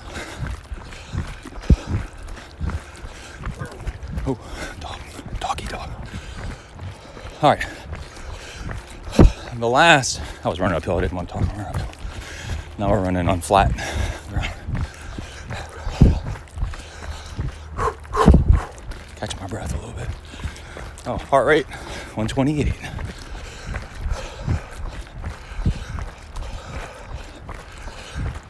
That's zone 2 for me. It's perfect.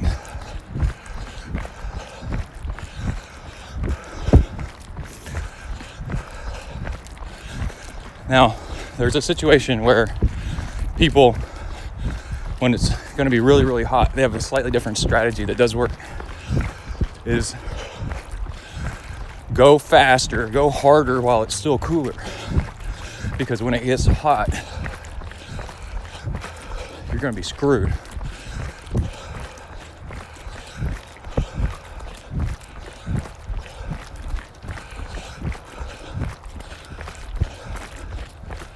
Morning. The old guy jogging.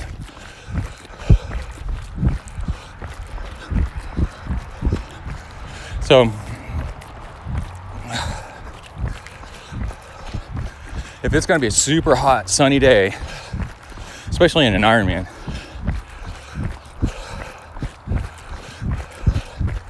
people will try to make time early and go hard early.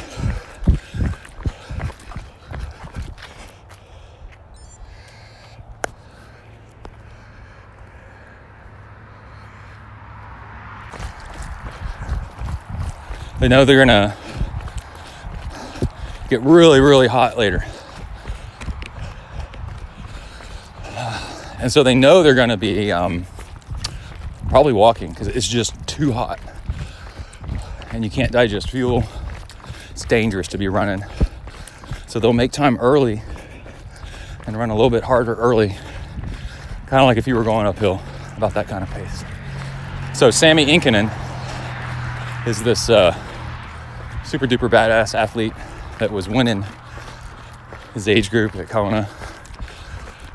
And the Kona half Ironman, I've never done it, but apparently there's sections of it where it goes across a golf course and it's super hot, no shade.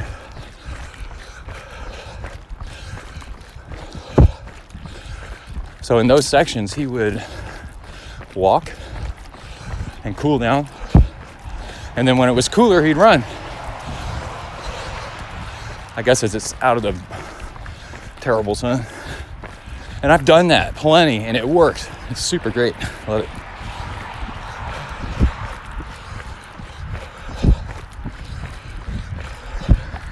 And you're probably thinking, well, you know, that's not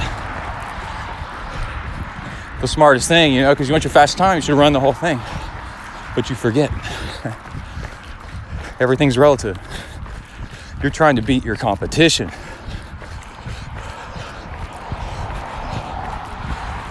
And if 10:04,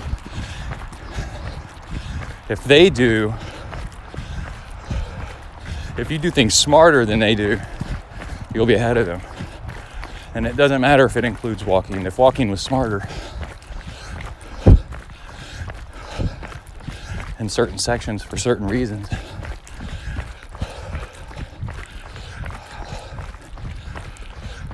then you'll be faster.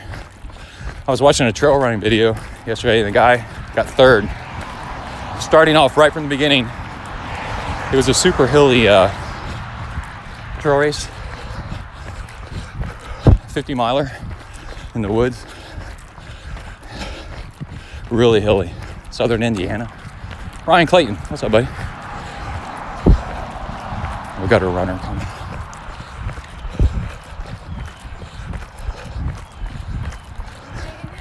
Howdy. And she's working that uphill. Oh, and Ryan Clayton said, working the uphills, cruising the downhills. That was awesome. It's a trail race in Indiana. Right from the beginning, walking the uphills. And he got third. Pretty cool.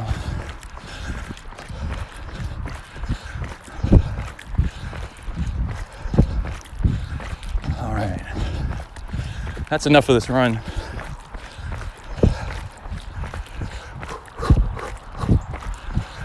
I'll catch up with you guys at the end of the show.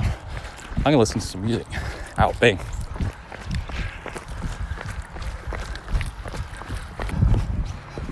All right, we're at 10.44. I'm gonna try to get the beat. I stop my watch. 10.46. Running uphill, zone 2, 124 heart rate. That's probably about my average.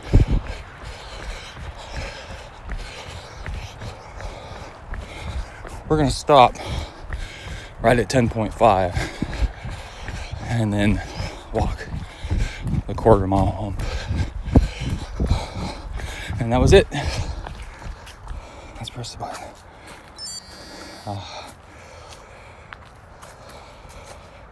Let's see what she says. Oh, there's my turn off right there. My little trail has turn offs. Let's see. 10.51 at 1 hour and 43 minutes. Saving Garmin Ryan. Always like, I don't have to, but sometimes like stopping a little bit short of the house and walking the rest of the way. Recovery time, 15 hours. Oh, look at that. A 9:49 pace. I think that's faster. 10.51 miles, 825 calories. Didn't have heart rate. Oh well. We'll look at it in a second. I had something.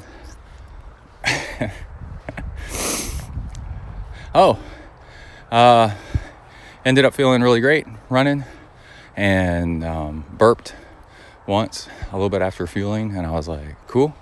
Drank more water than I was, and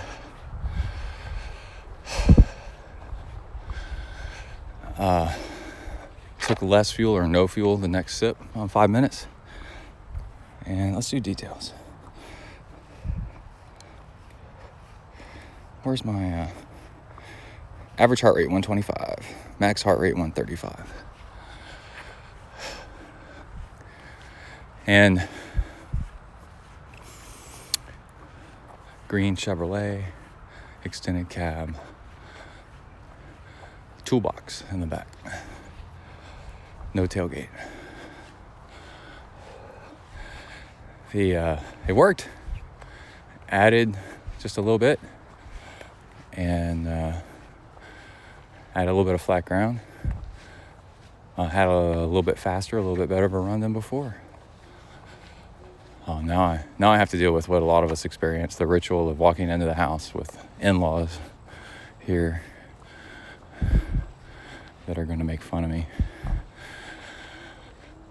How was your run? Was it awesome? Emily's brother tries to be funny. Anyway, that's it. We will have a bike ride next, and that'll wrap up the show. All right, out, bang. All right, we are back. It's a day after my bike ride, my brick bike ride, doing them in reverse order. Kai and Emily were asking about it.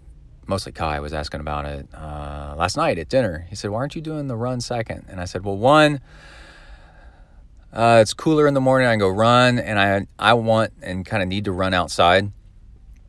And if I run first and it's earlier and I get less sun exposure, and then I can bike indoors and get a really good bike workout that way.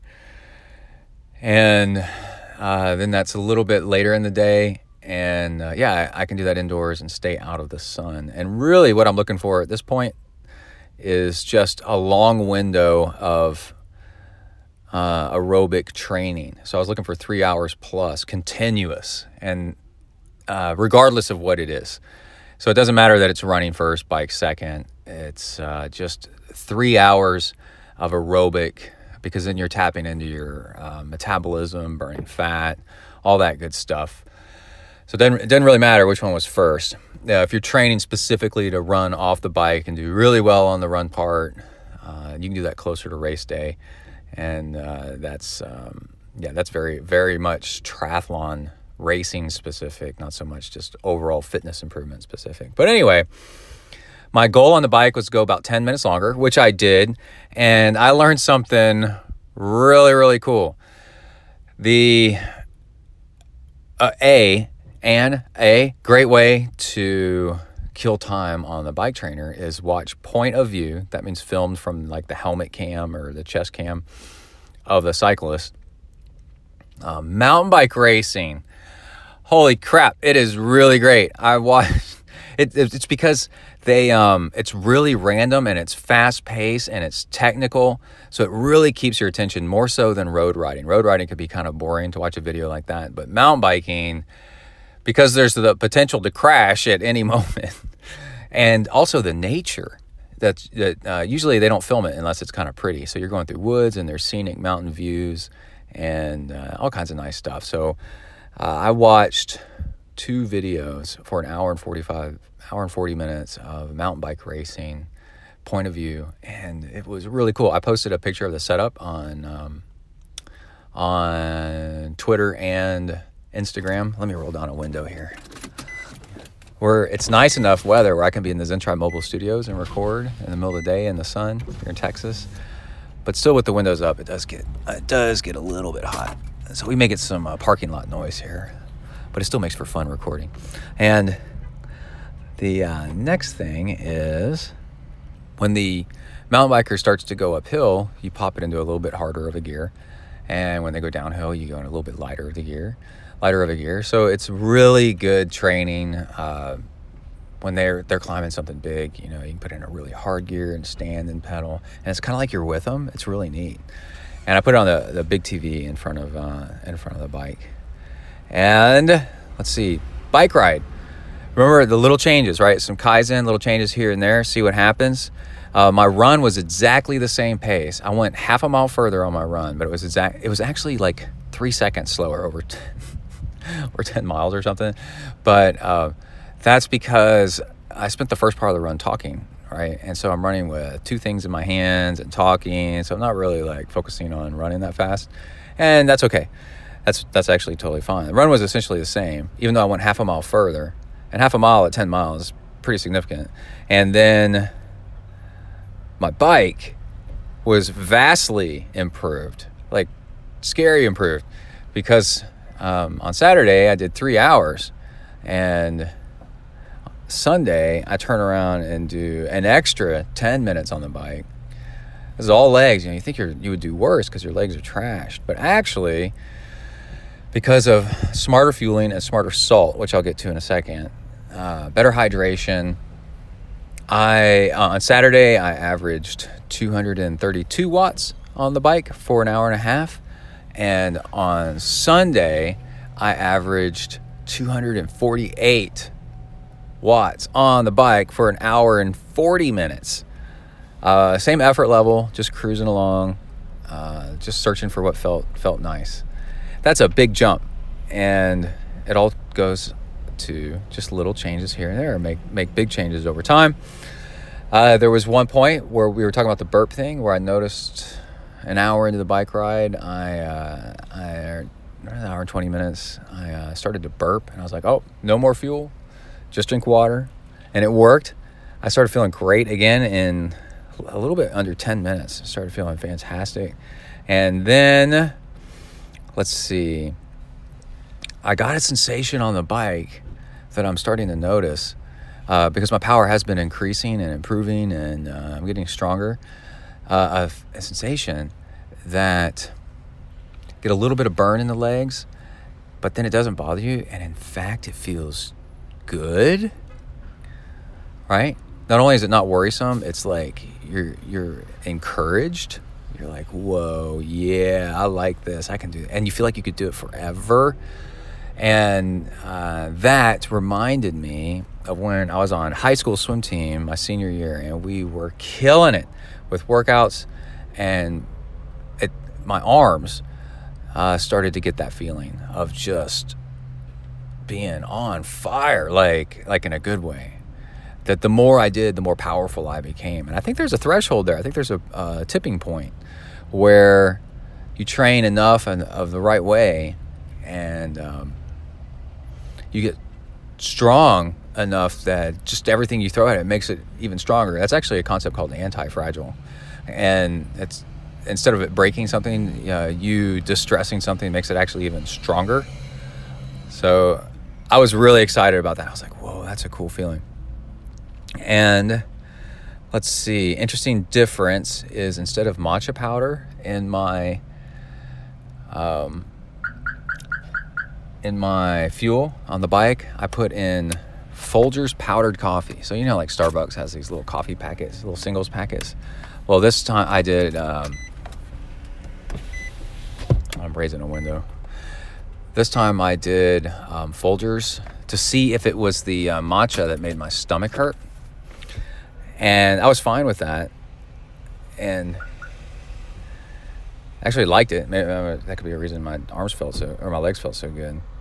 But I did get stomach pain, and I think it's from Gatorade. I think I'm going to try next week. We're going to try one little change. Try the same amount of calories, but from maple syrup instead of Gatorade, or from some other sugar instead of Gatorade. Because Gatorade is actually a pretty complex chemical mix, shitstorm of good stuff and bad stuff. There's preservatives and food coloring and all kinds of crap in there. So we're going to switch that, because I noticed Saturday night and then Sunday night, I had gas, like farting gas, My stomach was still. Oh, and when I finished the bike both times, I could feel some sharp pain in my stomach, and it was the stomach still trying to digest stuff that it couldn't get to because it needed water to do it. And that's probably simple sugars, like Gatorade, that's doing that, not the maltodextrin. It's concerning, to have that kind of pain, because you don't want to go into your run feeling like that. And, or maybe I just needed more water, who knows? But we're going to try something different and see if it's any better. Now, let me tell you something super cool is, remember I said I was going to up the salt a little bit, because last bike ride on Saturday, I got off the bike and I was craving salt a little bit. And then that leads to unhealthy diet choices, right? You're eating potato chips. I was eating corn chips. But like highly salty stuff. Well, usually highly salted stuff comes with other bad stuff in it. Really, you just want the salt. And your body wants the salt. It's like, I know other things that have salt in them, so let's eat up. And it's just not a good way to go. So I added just a little bit more salt to my bike fuel and my run fuel. And when I finished my ride on Sunday, I had no salty food cravings. How about that? So again, if you have salty food cravings whenever you finish a workout, especially a long workout out in the heat, you are 9 times out of 10 salt deficient. You need some sodium. And that's your body telling you that to up the salt. Isn't that crazy? And up your salt, and then you won't need any food. So salt cravings after a workout are an indicator that there's something bad, something you could do better. I wouldn't say it's bad, it's just something you could do better. And let's see. Oh, biking on the trainer. People are like, I don't want to ride inside. I want to, riding outdoors is the only way. And upside of being on the bike trainer instead of being out on a 3-hour or 5-hour bike ride, is you're around the house to be an adult or a parent or parent if needed. And Kai was working on a school project that required styrofoam hacking and sawing and stuff like that. And I was, 45 minutes in, and Emily came in and said, hey, can you take a second and come saw this, do something. We're trying to get this styrofoam thing into 2 pieces. And I was like, I'm in the middle of my bike workout. I'm totally going to get off the bike, but this is just my, how bad do they really want me to get off the bike? Is this stupid, or is this really an issue? And she said, we really need you to come do this. We can't figure it out. And I go, okay. So I got off the bike and I helped something that was critical with Kai's day, and got to be super dad, and it was really cool. And then when I was done, I got right back on the bike again. That you can't do that when you're 40 miles away from home out in the countryside, So that is an upside of riding on the trainer. I wanted to mention that. If you've got qualms about ever riding a trainer, there's definitely positives to it. And I got another tip for you. We got a dog that likes to chew on shoes. If you leave your shoes out and then leave the house, he gets separation anxiety. He starts wanting to chew on stuff, and he's actually ruined some cycling shoes now that I think of it, some expensive ones. And a trick to both, you may not have this problem, keep your animals from chewing on your shoes, but also B, to keep from losing your shoes. And on that note, I've been thinking about turning this podcast more into a productivity and triathlon podcast, because the tips that I've come up with over the years are crazy of how to do things. You're like, oh, I want to get on the bike. Where's my cycling shoes? Da, da, da. Oh my gosh, where's my shoes? You go walk back to the closet. You go walk to this other closet. Is it in the garage? Right? It sucks. It's the worst. It's a time killer. Get in the habit of always leaving your cycling shoes clipped into your pedals. Just when you get off the bike, leave your pedals clipped in. And at first you'll forget, right? But go through the effort of stepping back on your pedals. And it's also, and then undoing the straps of your shoes and then stepping out of your shoes, leaving your shoes clipped in. But it's also good training for when you race. you're very familiar with how to put your shoes on, put your feet in your shoes with your shoes already clipped to your bike. Isn't that cool? And then you always know where your shoes are. They're clipped to your freaking bike. You're with your bike, like, where's my shoes? Well, it's right there. They're on your bike. All right. And then another thing I noticed before we leave the show is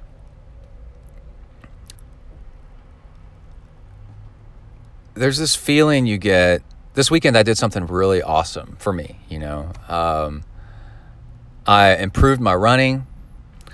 I improved my biking. And for me currently, 10 miles because of my foot injuries. 10 miles is a big accomplishment. 10 and a half miles the next day.